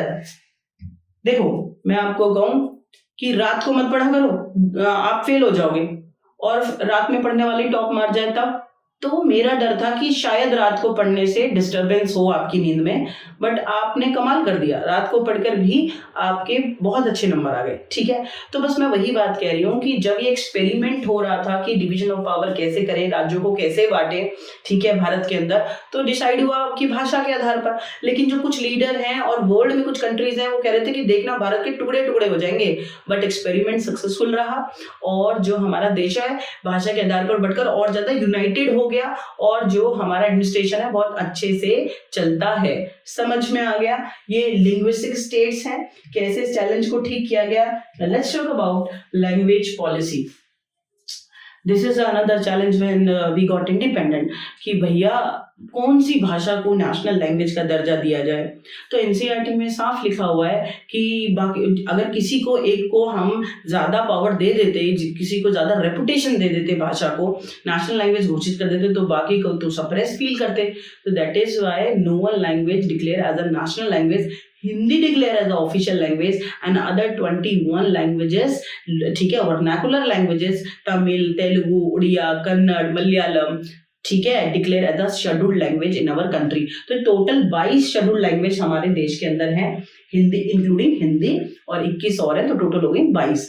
ठीक है, अच्छा, अब आप ये बात समझना कि जब भी सेंट्रल गवर्नमेंट का एग्जाम होगा, ध्यान से समझना, ठीक है, आईएएस पीसीएस का एग्जाम होगा, सब्जेक्टिव पेपर होने वाला है, ठीक है, तो जो स्टूडेंट है उसकी चॉइस होती है कि वो अपनी वर्नाकुलर लैंग्वेज में, अपनी लोकल लैंग्वेज में पेपर को लिख सकता है। आया समझ में? ये नहीं है हिंदी में ही लिखोगे, क्योंकि Hindi just only spoken by 40% in our country. सिर्फ 40% लोग ही भाषा बोलते हैं हिंदी, तो बाकी तो सप्रेस फील करेंगे ना। तमिल वाले, तेलुगु वाले, मलयालम वाले, उड़िया वाले, कन्नड़ वाले, उनका कहाँ जाएगा भाई? तो इतना तो डिस्ट्रीब्यूशन ऑफ पावर फिर हो गई ना, ठीक है। हम एक फेडरल कंट्री में है और गवर्नमेंट ने फिर दिमाग लगाया और division of power between language कर दिया कि 22 schedule language add in your constitution including Hindi and in any central government examination, ठीक है, a student have right to adopt, ठीक, और their paper in their language, अपने ही भाषा में वो पेपर दे सकते हैं। तो यहाँ तक आपको बात समझ में आएगी। और रही बात स्टेट गवर्नमेंट की, जैसे तमिल है, तमिलनाडु है, तमिलियन मेजोरिटी में, तो स्टेट गवर्नमेंट ना उस लोकल लैंग्वेज में ही काम करती है, ठीक है। बात समझ, हिंदी में थोड़ी कर लेगी स्टेट गवर्नमेंट सारा काम, ठीक है। तो तमिल है, तेलुगु है, कन्नड़ है, मलयालम है, तो अलग अलग स्टेट गवर्नमेंट जहां पर जिस राज्य के अंदर जिस भाषा की मेजोरिटी होती है उसी हिसाब से स्टेट गवर्नमेंट अपना पेपर वर्क करती है। ये नहीं है हिंदी में ही करेंगे, कोई जबरदस्ती है भैया, अब आपसे गला पकड़ के फ्रेंच बुलवा लूं तो अजी आ गई फ्रेंच एकदम, ठीक है। तो भाषा सिर्फ आपको परेशान होने वाली बात नहीं है। बच्चे आजकल बड़े परेशान होते हैं कि they are not able to speak very well in English language और very well in other languages, even in Hindi से भी बच्चे आजकल परेशान हैं। अरे भाषा just a way to communicate your view to another one, आप अपनी बात दूसरे तक पहुंचा रहे हैं, क्या दिक्कत हो गई। भाषा को आप इतना ज्यादा टेंशन दे देते हैं कई तो कि अरे इंग्लिश नहीं आ रही, इंग्लिश, आप इतने वरीड हो जाते हैं ना कि जो 2-4 शब्द आने वाले हो ना वो भी आप भूल जाएंगे, ठीक है। तो ऐसे नहीं करते हैं, भाषा बहुत सिंपल सी चीज होती है, इन्वॉल्वमेंट चाहिए। तो अगर आप एक वातावरण में हैं जहाँ हिंदी बोली जा रही है तो हिंदी सीख लेंगे, और अगर आप इंग्लिश बोल रहे हैं तो आप इंग्लिश वाले माहौल में तो इंग्लिश सीख लेंगे। अगर आपको 6 महीने के लिए मैं फ्रांस में छोड़ दूं और फ्रेंच सब बोल रहे हैं, ऑटोमेटिक आपको फ्रेंच आ जाएगी यार, जर्मन आ जाएगी, इंग्लिश आ जाएगी। तो कोई आपको घबराने वाली बात नहीं है भाषा से। क्यों मैंने आपको बीच में फिलॉसफी का टॉपिक झाड़ दिया है थोड़ा सा, क्योंकि लैंग्वेज का इश्यू है, ठीक है, लैंग्वेज पॉलिसी है, तो आपको पता होना चाहिए कि भाषा अपने आप में बहुत ज्यादा महत्व रखती है, ठीक है। आप अपनी बात को किसी से बिना शब्दों के कैसे कहेंगे, ठीक है। देखें जरा शब्दों में इस बात को पढ़ लेते हैं कि Hindi was identified as a official language, तो हिंदी को ऑफिशियल लैंग्वेज डिक्लेयर कर दिया गया। और लेकिन गड़बड़ थोड़ी सी ये थी कि सिर्फ 40% लोग ही हिंदी बोल रहे हैं, ऑफिशियल लैंग्वेज है, तो क्या किया जाए। तो इसीलिए जो 21 अदर लोकल लैंग्वेजेस हैं उनको एज अ शेड्यूल्ड लैंग्वेज आपके कॉन्स्टिट्यूशन में ऐड कर दिया गया, ठीक है। 1965 में क्या हुआ, 1965 में इंग्लिश को स्टॉप कर दिया गया in our constitution, article amended in 1965, 1965 में, ठीक है। सेंट्रल गवर्नमेंट ने बोला कि भैया इंग्लिश नहीं बोली जाए, मतलब ऐसा नहीं कि जिसको इंग्लिश बोलनी आती है उसकी गला दबा देंगे, नो, मतलब पेपर वर्क में, ऑफिशियल पेपर वर्क में इंग्लिश का इस्तेमाल नहीं होगा। कैन यू इमेजिन आपके देश में कितनी बड़े मतलब लेवल पर इंग्लिश बोली जाती है। हाँ, तो 1965 में इंग्लिश को मना कर दिया गया कि नहीं ये प्रैक्टिस होगी। भैया साउथ इंडियन का तो दम सूख गया, जो साउथ इंडियन है या तो वो अपनी मदर टंग में बात करते हैं और या वो इंग्लिश में बात करते हैं। तो जैसे अब आपको यहाँ पे समझ में आएगा उसकी वजह से हुआ क्या, English of official purpose was stopped in 1965। However many of the non Hindi speaking state demanded that the use of English continue. Tamil Nadu this movement took a violence form. South Indian जो स्टेट्स थी वहां पर इंग्लिश बहुत preference दी जाती है, उन्हें बोलना वो आता है, तो भैया उन्होंने आंदोलन कर दिया। स्पेशली 1 नंबर में आता है तमिलनाडु राज्य ने, तो हंगामे कर दिए, खून खराबा हुआ, वायलेंस हो गया कि नहीं इंग्लिश तो मतलब बोली जाएगी। आखिरकार सेंट्रल गवर्नमेंट प्रेशर में आई और जो सेंट्रल गवर्नमेंट ने रिलीज दिस ऑर्डर कि English also continue as a official purpose like Hindi, जैसे हिंदी ऑफिशियल पर्पस के लिए यूज की जाती है उसी तरीके से इंग्लिश भी ऑफिशियल पर्पस के लिए यूज की जाएगी। आइए आपको समझ में बात कि आज आप मतलब ये ना एनसीईआरटी का टॉपिक है। I respect every language but as a teacher I feel so bad कि अगर आप किसी भी देश के अंदर जाएंगे तो जो उनका एक पर्टिकुलर लैंग्वेज होता है वो उसको रिस्पेक्ट करते हैं, ठीक है, और रीजनल लैंग्वेजेस को, रीजनल लैंग्वेज का रिस्पेक्ट, वर्नाकुलर लैंग्वेजेस जो लोकल लैंग्वेजेस है उनका रिस्पेक्ट होना चाहिए। अब फ्रांस में जाएंगे तो फ्रेंच, अब जर्मन में जाएंगे तो जर्मन, और अगर आप आयरलैंड में जाएंगे तो इरिश, अब ब्रिटेन में जाएंगे तो इंग्लिश, अब भारत में आएंगे तो इंग्लिश। ये साउंड बहुत अजीब लगता है। Professionally we speak English fine, but औहदे के लिए बोलना कि नहीं इंग्लिश, मतलब आजकल आपके देश में ना जुनून है इस बात का कि जो इंग्लिश बोल रहे हैं वो परफेक्ट है और बाकी सब देहाती हैं जो लोकल लैंग्वेज में बोल रहे हैं या हिंदी में बोल रहे हैं। बेटे ये कॉन्सेप्ट गलत है।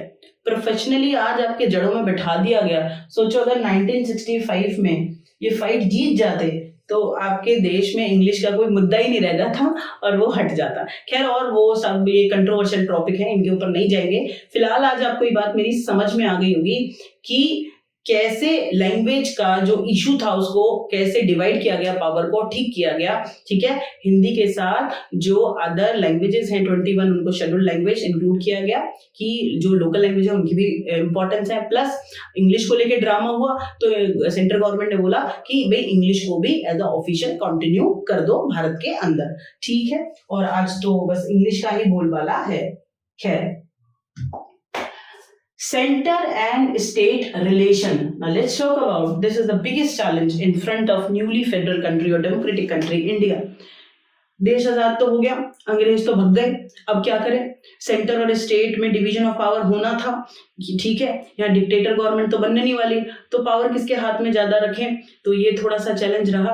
But from independent almost for long time period, आप ये समझो जब देश आजाद हुआ और वहां से आप ये समझ लो कि 1947 से लेकर और 1977 तक, तो आप ये देख लो 1977 तक तो वन पॉलिटिकल पार्टी डोमिनेट, ठीक है, स्टेट एंड सेंटर पॉलिटिक्स की एक ही पॉलिटिकल पार्टी लगातार इलेक्शन जीतती थी।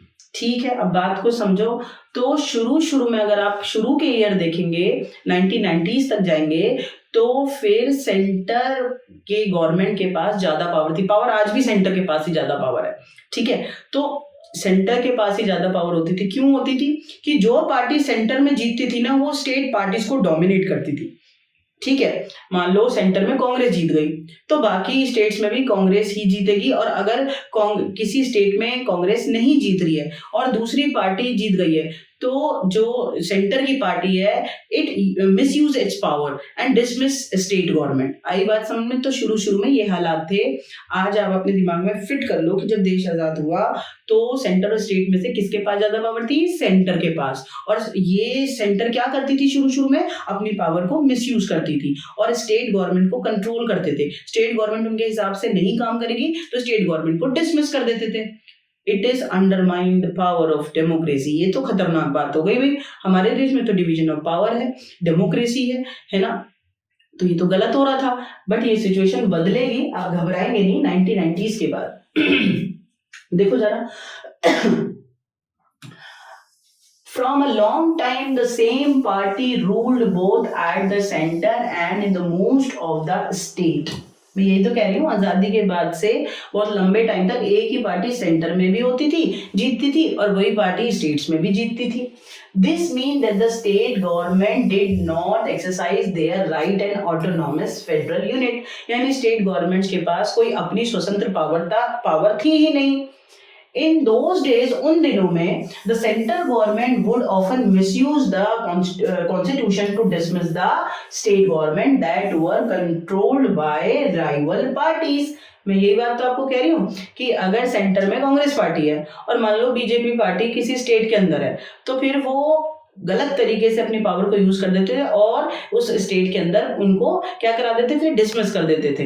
बात समझ में आ गई? किसी भी चालाकी के साथ। तो मैं आपको ये समझा रही हूँ कि शुरू में भैया सेंटर ने बुरा हाल मचाया हुआ था कि सेंटर के पास ही ज्यादा पावर थी, तो ये थोड़ा सा गड़बड़ वाली बात थी। बट ये सिचुएशन बदली आफ्टर 1919। जनता ने 1990 के बाद कमाल करके दिखा दिया। No one political party get majority in Lok Sabha election. अब क्या करें?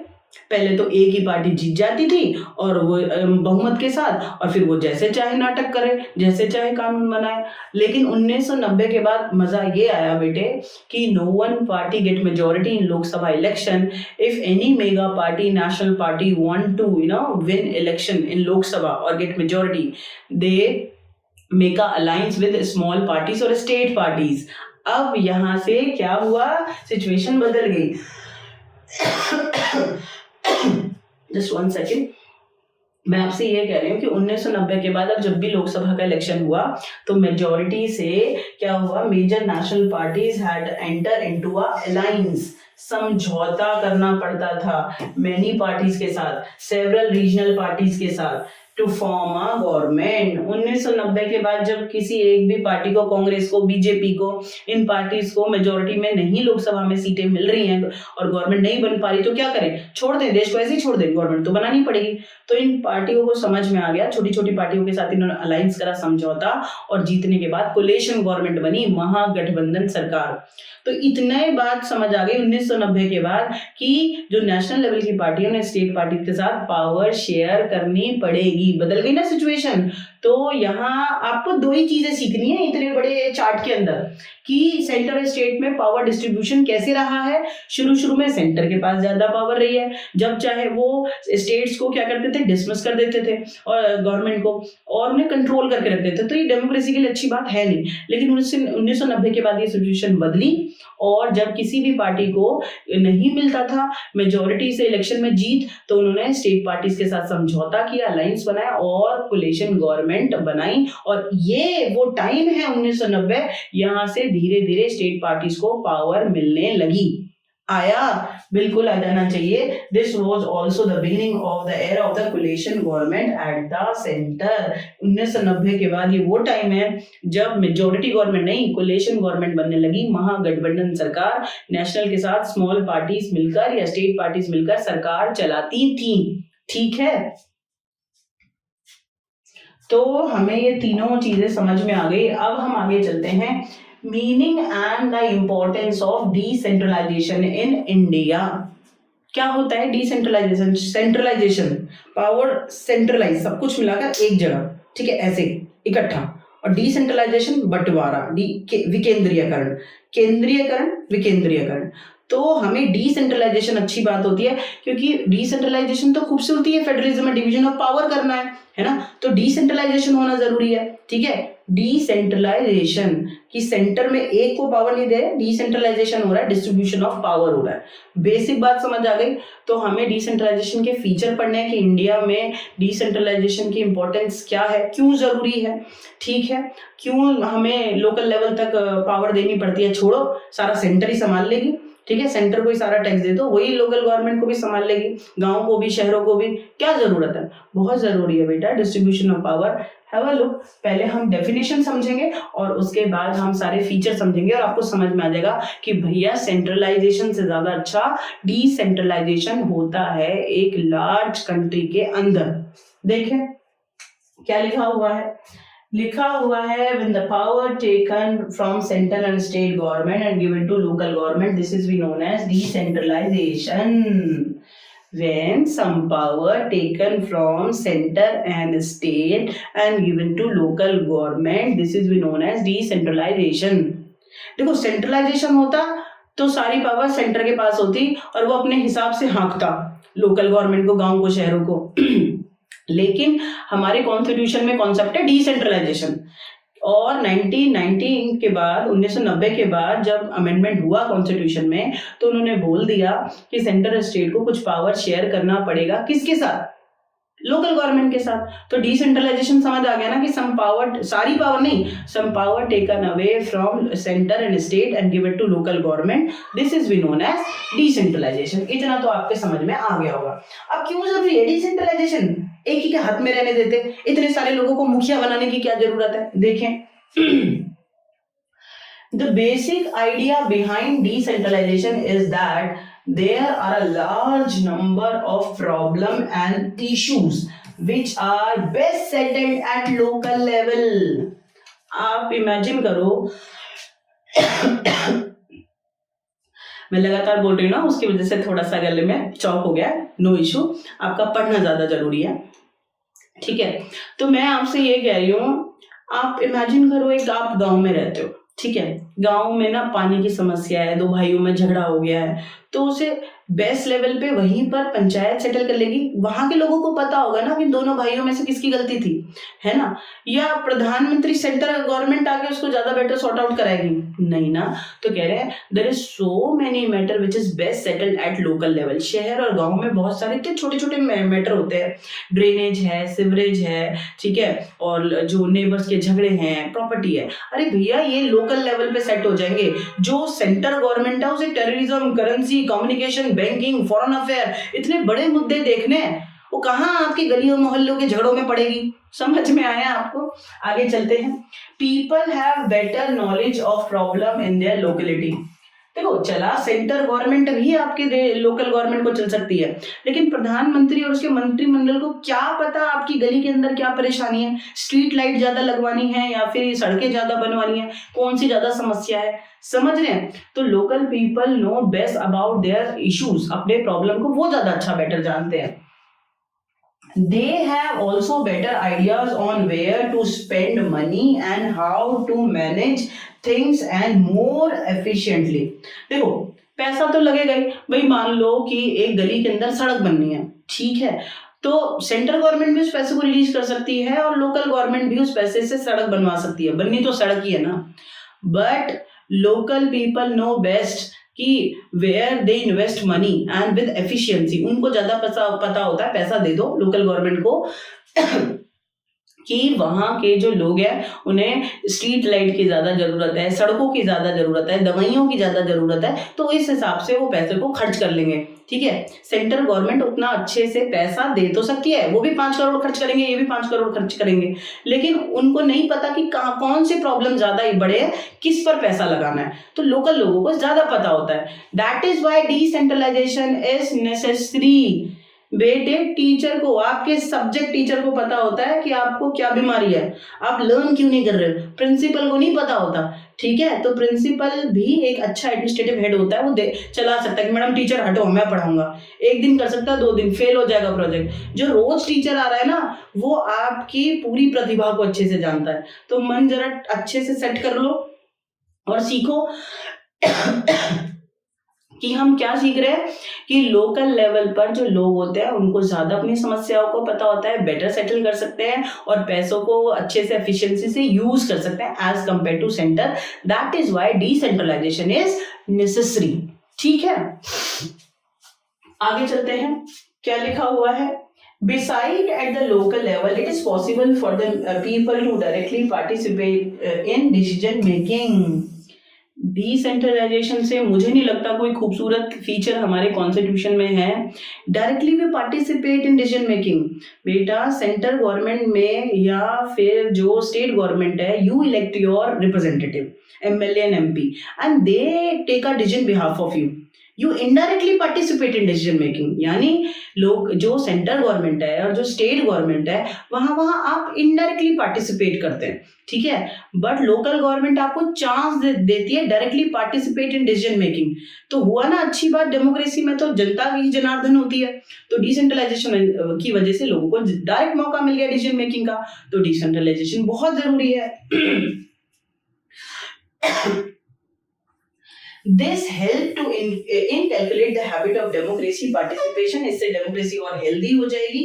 Local government is the best way to realise one important principle of democracy, namely local self government.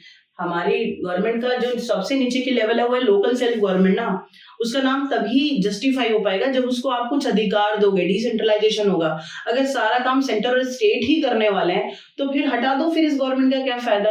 तो डिसेंट्रलाइजेशन अच्छी बात है, लोकल लेवल पर ही सारी चीजें सॉर्ट आउट हो जाती हैं और सेंटर को बड़े मुद्दों को सॉल्व करने दो और लोकल लेवल को छोटे मुद्दे सॉल्व करने दो और इन्हें इंडिपेंडेंट पावर में रखो।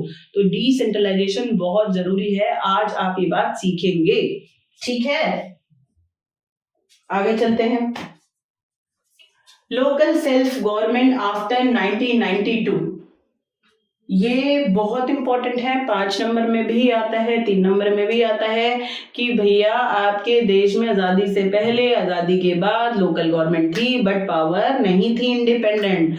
1992 के बाद सिचुएशन बदली जब सुप्रीम कोर्ट ने कानून बनाया, कॉन्स्टिट्यूशन में अमेंडमेंट किया और डंडा रखा सेंटर और स्टेट के पास कि कितनी भी करो लेकिन आपको लोकल गवर्नमेंट के साथ पावर शेयर करना पड़ेगा।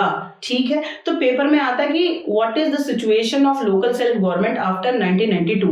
1992 के बाद जो लोकल गवर्नमेंट है उसकी सिचुएशन में क्या चेंजेस है, या डिफरेंशिएट करने के लिए आ जाता है कि local self government before 1992 and after 1992। ठीक है, तो यहां पर आफ्टर लिखा है, अगर जस्ट इसका उल्टा करेंगे तो बिफोर हो जाएगा कि 1992 में जब कॉन्स्टिट्यूशन में अमेंडमेंट हुआ, बदलाव हुआ, तो लोकल गवर्नमेंट को क्या पावर मिले, ये लिखा हुआ है बाद का, आफ्टर। अगर हम इसका उल्टा करेंगे तो क्या हो जाएगा, बिफोर, कि जब तक कॉन्स्टिट्यूशन में अमेंडमेंट नहीं हुआ तो लोकल सेल्फ गवर्नमेंट की बहुत ही ज्यादा बुरी हालत थी। लेट्स सी, देखिए, now it is constitutionally mandatory to hold regular election to local government body। 1992 के बाद ये निश्चित हो गया कि लोकल गवर्नमेंट के शहर और गांव में इलेक्शन रेगुलर होंगे। पहले नहीं होते थे, स्टेट गवर्नमेंट की मर्जी आई करवा दिया, नहीं मर्जी आई नहीं करवाया, बट अब रेगुलर इलेक्शन होंगे। अच्छी बात है।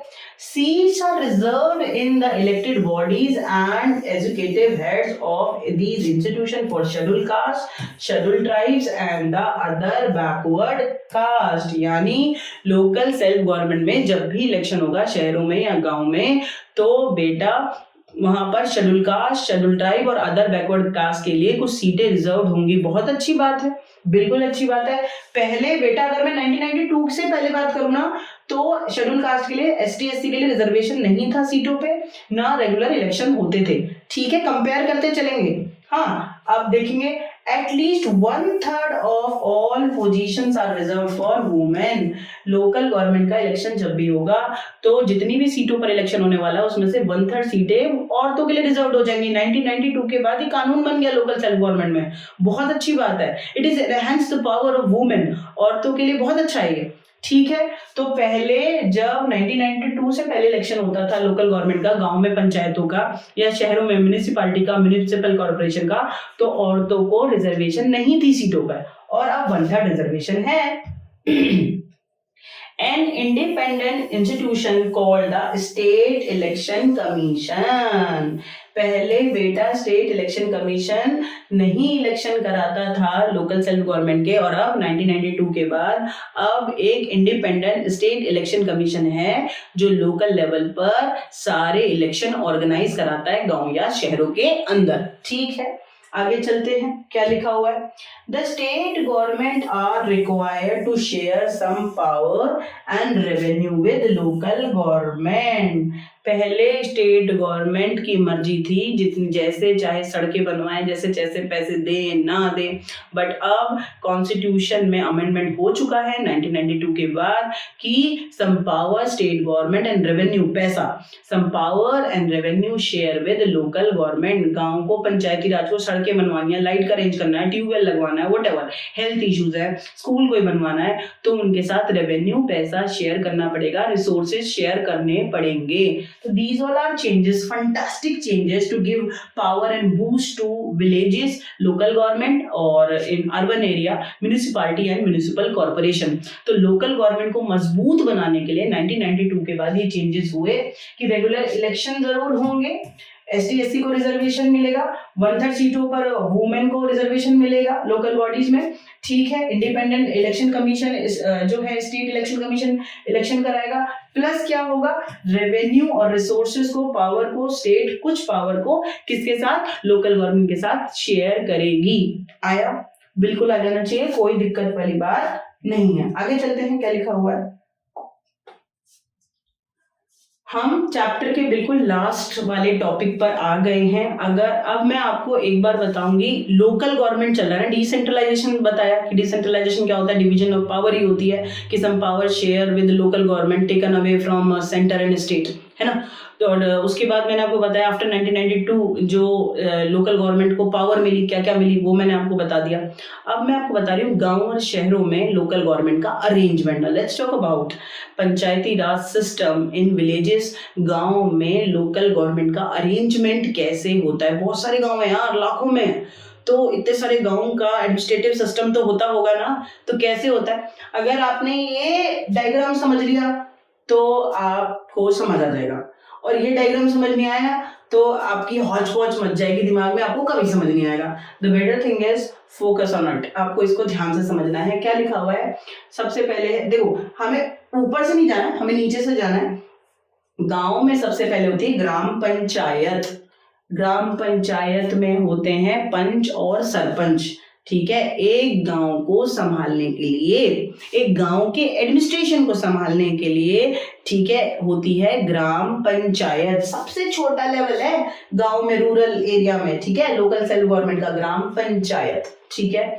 और इस पंचायत में हेड होता है सरपंच, उसके साथ मेंबर होते हैं ग्राम पंचायत के, उनको कहते हैं panch. They all are elected by adult people of village. उसी गांव के जो एडल्ट लोग होते हैं जिनके पास वोटिंग राइट होता है वो इन लोगों को चुनते हैं। इतनी बात समझ आ गई भैया। गांव में फिर गांव, इसके बाद होता है पंचायत समिति, ठीक है। यानी 10-20 गांवों की जो ग्राम पंचायतें होती हैं, 10-20-30 गांव की मिलाकर, ठीक है, एक ग्राम समिति या मंडल या ब्लॉक बना दिया जाता है, ठीक है।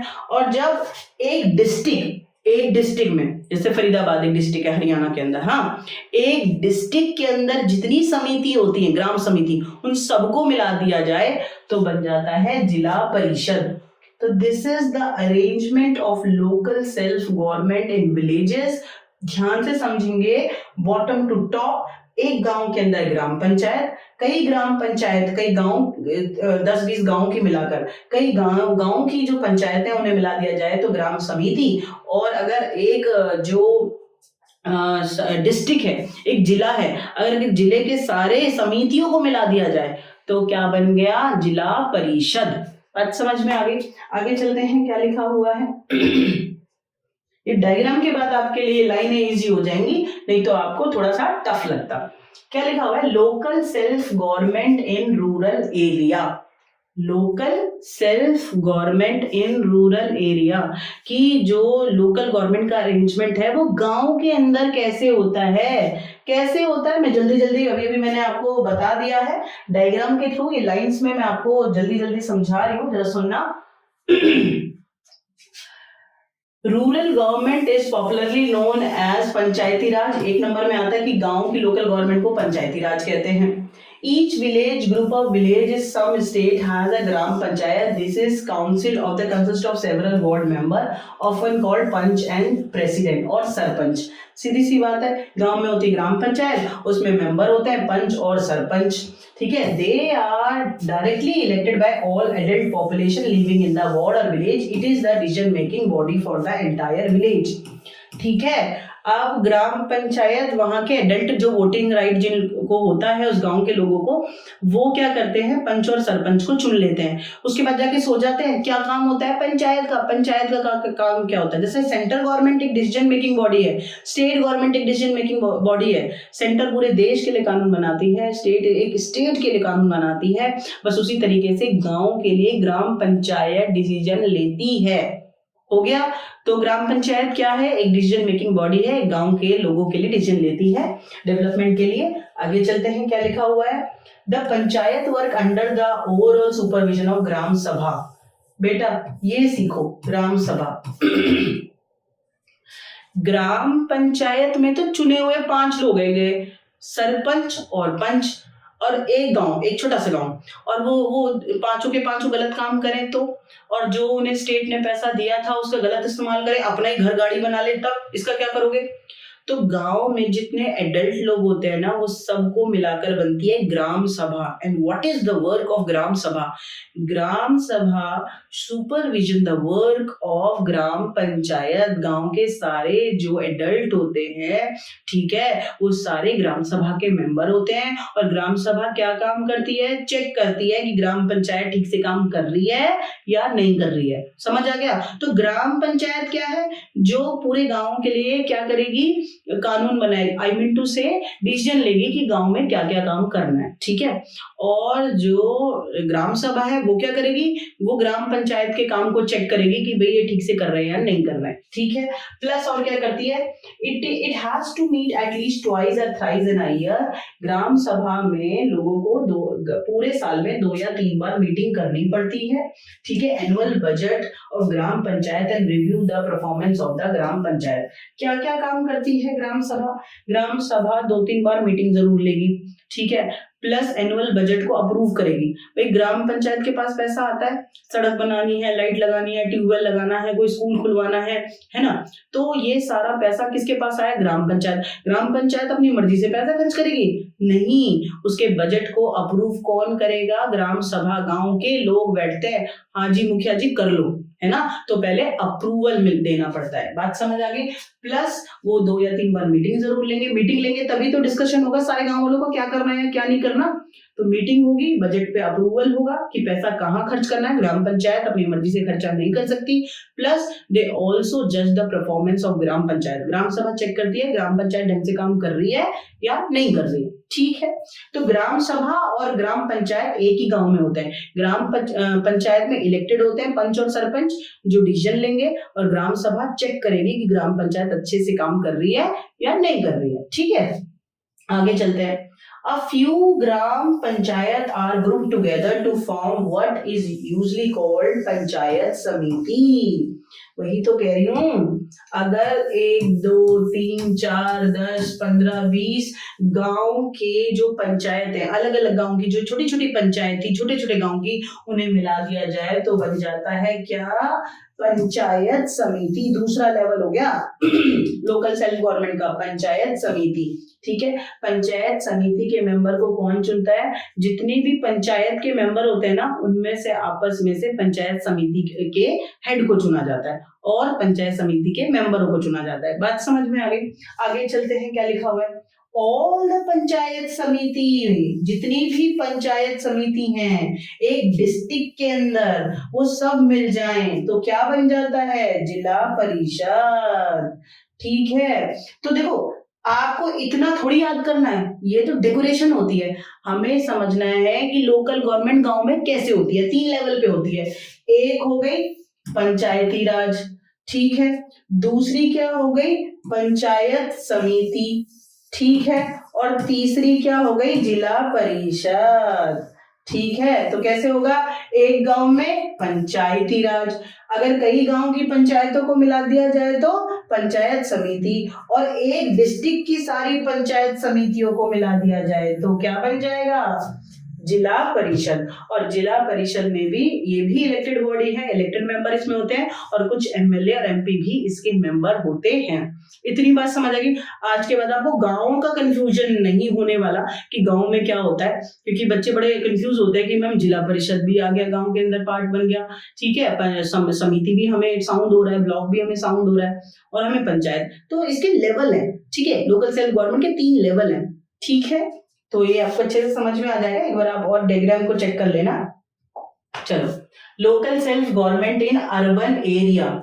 शहरों में लोकल सेल्फ जो गवर्नमेंट है, ठीक है, वो कैसे काम करती है, इसको आप ध्यान से समझो, आपको अच्छे से समझ में आ जाएगा। शहरों के अंदर, हाँ, शहरों में पंचायती राज सिस्टम होता है? नहीं, ज्यादातर आप शहर में ही रह रहे हैं तो क्या होता है यहाँ पे? म्युनिसिपैलिटी और म्युनिसिपल कॉर्पोरेशन। छोटे शहर है, कम आबादी वाले हैं तो म्युनिसिपैलिटी। 10 लाख से ज्यादा आबादी वाले हैं, जहां पर ज्यादा लोग रह रहे हैं तो फिर वहां पर म्युनिसिपल कॉर्पोरेशन है। दोनों शहर ही बिग टाउन, बड़े शहरों में म्युनिसिपल कॉर्पोरेशन नाम की यूनिट, ठीक है, संभालती है लोकल लेवल पर शहरों को, और छोटे जो शहर हैं जहाँ कम संख्या है वहां पर म्युनिसिपैलिटी संभालती है। बात समझ में आया? देखो जरा क्या लिखा हुआ है। चैप्टर में कुछ भी नहीं है, बस वो पूरा आपको डिवीजन डिस्ट्रीब्यूशन दिखा रहे हैं, सेंटर टू लोकल लेवल। आपका पूरे देश को घुमा दिया कि डिवीजन ऑफ पावर ऐसे होता है, किसी एक के हाथ में पावर नहीं है। आपको सेंटर भी दिखा दिया, आपको स्टेट भी दिखा दिया, लोकल भी दिखा दिया, गांव भी दिखा दिया और आप शहर भी दिखा दिया। ठीक है। Municipalities are set up in town. Big cities are constituted into the municipal corporation. कहने का मतलब क्या है?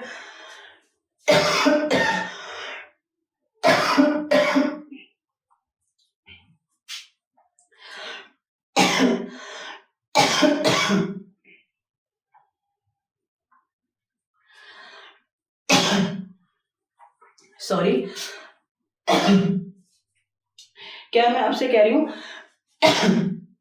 कि जो म्युनिसिपैलिटी होती है वो छोटे शहरों के लिए होती है, म्युनिसिपल कॉर्पोरेशन बड़े शहरों के लिए होती है। ठीक है। दोनों ही इलेक्टेड बॉडी होती है, पीपल रिप्रेजेंटेटिव होते हैं, यहाँ पर जनता इन्हें चुनती है। Plus municipal chairperson is the political head of municipality. बेटा, म्युनिसिपैलिटी का जो हेड होता है वो चेयरपर्सन होता है, म्युनिसिपल चेयरपर्सन 1 नंबर में आता है। और म्युनिसिपल कॉर्पोरेशन का जो हेड होता है वो होता है मेयर। कौन होता है? मेयर होता है। ठीक है, ये 1 नंबर में आपसे आ जाएगा, बहुत इंपॉर्टेंट है। आगे चलते हैं, क्या लिखा हुआ है? Importance of local government. Local government की क्या इंपॉर्टेंस है? आपके देश में 36 लाख चुने हुए इलेक्टेड रिप्रेजेंटेटिव हैं। म्युनिसिपल कॉर्पोरेशन, म्युनिसिपल पार्टी और म्युनिसिपल कॉर्पोरेशन और पंचायती राज, ब्लॉक समिति, जिला परिषद, सब कुछ मिलाकर भारत में लोकल लेवल पे, सेंटर स्टेट की बात नहीं कर रही, एमएलए एमपी की बात नहीं कर रही, सिर्फ लोकल लेवल पर 36 लाख चुने हुए रिप्रेजेंटेटिव हैं। इतनी तो किसी देश की आबादी होती है। बात समझ में आई? The number of the bigger than the population of many countries. कई कंट्रियों में से कम आबादी होती है और इतने तो हमारे देश में चुने हुए नेता हैं। तो कितनी खूबसूरती है, डिवीजन ऑफ पावर कितना अच्छे से है कि इतना बांट दिया है कि अच्छे से काम हो सके। हमारे देश में कंसंट्रेशन ऑफ पावर नहीं है। No one behave like dictator, किसी एक के हाथ में पावर है, सेंटर को दे दिया या स्टेट को दे दिया, जी नहीं। हमारे देश में क्या किया गया है? Division of power, decentralisation, federalism की पावर को बांट दिया और इतना बांटा है कि बहुत अच्छे से काम चल सके। Constitutional status for local government has help to deepen democracy in our country. जितना आपने ये डिस्ट्रीब्यूशन करा है, इससे हमारी डेमोक्रेसी और ज्यादा स्ट्रेंथ मिली है और ज्यादा मजबूत हुई है। ठीक है। आपके घर में मान लो एक ज्वाइंट फैमिली है, 50 लोग हैं और एक ही आदमी पे वही कमाएगा, वही बाजार से सामान लाएगा, वही सब कुछ करेगा, तो उसका तो सर चल जाएगा भैया, है ना। तो इसी तरह देश का एडमिनिस्ट्रेशन होता है कि अगर एक के हाथ में देंगे तो नहीं बात बनेगी, तो क्या किया जाता है? डिस्ट्रीब्यूशन कर देते हैं। तो हमारे देश में तो डिवीजन ऑफ पावर बहुत अच्छा है। 36 लाख चुने हुए तो रिप्रेजेंटेटिव देश के अंदर लोकल गवर्नमेंट में बैठे हुए हैं, तो इससे डेमोक्रेसी को मजबूती मिलती है। It has also increased women representation and voice in our country. भाई आप इस बात को समझो, लोकल सेल्फ गवर्नमेंट में म्युनिसिपैलिटी, म्युनिसिपल कॉर्पोरेशन एंड पंचायती राज, इन जहां पर भी लोकल गवर्नमेंट में कितनी भी सीटें हैं उनमें से 1/3 तो औरतों को ही मिलेंगी, रिजर्व्ड है ना। वहां पर सिर्फ महिला कैंडिडेट ही चुनकर आएंगी, तो इससे वुमेन एम्पावरमेंट इनहेंस होगा, लड़कियों का सशक्तिकरण बढ़ेगा। बहुत अच्छी बात है। ठीक है, बराबरी का मौका मिलना चाहिए। भाई पीछे थे वो, तो उनका रिजर्वेशन ठीक है, कोई दिक्कत वाली बात नहीं है। अब आ जाते हैं challenges ahead of local government. मैंने अभी गला फाड़कर बड़ी तारीफ कर दी। 36 लाख चुने हुए रिप्रेजेंटेटिव हैं, डेमोक्रेसी को स्ट्रेंथ मिलती है, लड़कियों को वुमेन एम्पावरमेंट मिलती है, चुनकर आ रही है लोकल सेल्फ गवर्नमेंट में, but still there is huge difficulty exist in local self government. Some challenges ahead in front of local self government. आज भी local self government के सामने बहुत सारे चैलेंज हैं। हमें वो तीनों चैलेंज एनसीईआरटी में लिखे हैं, पढ़ने हैं। बस यहाँ हमारा चैप्टर कंप्लीट हो जाएगा। अब आप घबरा रहे होगे, कहाँ मैडम, कहाँ से कहाँ बात को ले गए। बात एक ही है, उसको डेप्थ में पूरा देश के दर्शन करा दिए गए कि ऐसे होता है डिवीजन ऑफ पावर। सिर्फ ये नहीं बोला गया कि 2 or more level of power ना डिस्ट्रीब्यूशन भी नोन एज फेडरलिज्म, इतना नहीं बोला। कैसे होता है आपको हर चीज समझा दी। लैंग्वेज को लेके कैसे होता है, लिंग्विस्टिक स्टेट को कैसे लेके हुआ, सेंटर स्टेट को कैसे लेकर हुआ, है ना, शहरों में कैसे हुआ, गांव में कैसे हुआ। तो यहाँ पर हम देख रहे हैं इतना सब कुछ होने के बाद भी आज भी लोकल सेल्फ गवर्नमेंट के सामने कुछ चैलेंज अभी भी खड़े हुए हैं। दे तो दी पावर, चैलेंज कहाँ के रह गए। तो कह रहे हैं जरा सुनो, ग्राम सभा आर नॉट हेल्ड रेगुलरली। भाई ये तो बोला हुआ है कि जो ग्राम पंचायत के काम को कौन चेक करेगा, ग्राम सभा चेक करेगी, 2-3 बार साल में मीटिंग लेगी। लेकिन ग्राम सभा ना रेगुलरली मीटिंग लेती ही नहीं है, जस्ट फॉर्मेलिटी पेपरों पे चला जाता है, हाँ भाई ग्राम सभा की मीटिंग हुई थी। यही तो फ्लेक्सिबल है, यहीं पे तो करप्शन शुरू हो जाता है। तो ग्राम सभा रेगुलर मीटिंग लेती ही नहीं है, ग्राम पंचायत अपनी मर्जी से डिसीजन लेती रहती है। Most state governments have not transferred sufficient power to the local government, nor have they given acute resources. भैया ये तो 1992 के बाद कॉन्स्टिट्यूशन में अमेंडमेंट हुआ और सुप्रीम कोर्ट ने बोला कि सेंटर और स्टेट गवर्नमेंट को कुछ पावर लोकल गवर्नमेंट को देनी पड़ेगी। कितनी देनी पड़ेगी ये छोड़ दिया कि भाई देना, थोड़ी दो कम दो, देना है। अब वो सफिशिएंट पावर एक गांव को चलने के लिए जितने पैसे की, जितने रिसोर्सेज की जरूरत है वो देते ही नहीं है। तो फिर नाम के लिए दे देने से क्या फायदा। भाई आपको एक पर्टिकुलर बुक चाहिए पढ़ने के लिए, एक पन्ना फाड़ के दे दे, ले इसको पढ़कर एग्जाम पास कर लेना, हो जाएगा नहीं ना। तो आपको पर्टिकुलर रिसोर्सेज चाहिए ना, उतना तो चाहिए जितना जरूरी है उस एग्जाम के लिए। तो क्या कह रहे हैं कि जो स्टेट गवर्नमेंट है वो सफिशिएंट पावर और रिसोर्सेज नहीं देते लोकल गवर्नमेंट को। जो दोगे नहीं तो वो ढंग से काम भी नहीं कर पाएंगे, पैसा तो चाहिए। We are thus still a long way from realizing the look ideal of self government। आज भी 36 लाख चुने हुए नेता, 1/3 चुनी हुई सीटों पर औरतें, इतना सब कुछ करने के बाद भी, पावर शेयरिंग होने के बाद भी आज भी जो एक आइडियल मॉडल होना चाहिए लोकल सेल्फ गवर्नमेंट का, वो भी हमारे देश में नहीं है। तो as a student this is your responsibility, awareness होनी चाहिए कि जब आप प्रोफेशनल बने तो कहीं आपकी भागीदारी हो कि आप गवर्नमेंट को थोड़ा सा बेहतर कर पाओ। ठीक है, तो यहाँ हमारा चैप्टर बिल्कुल अच्छे से खत्म हो गया है अपने लोकल गवर्नमेंट, गांव में, शहरों में, Panchayati Raj, municipality, municipal corporations, decentralisation, local self government 1992, after and before. ठीक है, state centre relation, language policy, linguistic policy, आपने सब कुछ अच्छे से पढ़ लिया है। तो अब आपके दिमाग से कहीं नहीं जाने वाला है और आप एग्जाम बहुत अच्छा करने वाले हैं। और नेक्स्ट वीडियो में हम नेक्स्ट चैप्टर करेंगे। तब तक के लिए आप बहुत खुश रहो, बहुत पढ़ते रहो और बहुत ज्यादा व्यस्त रहो।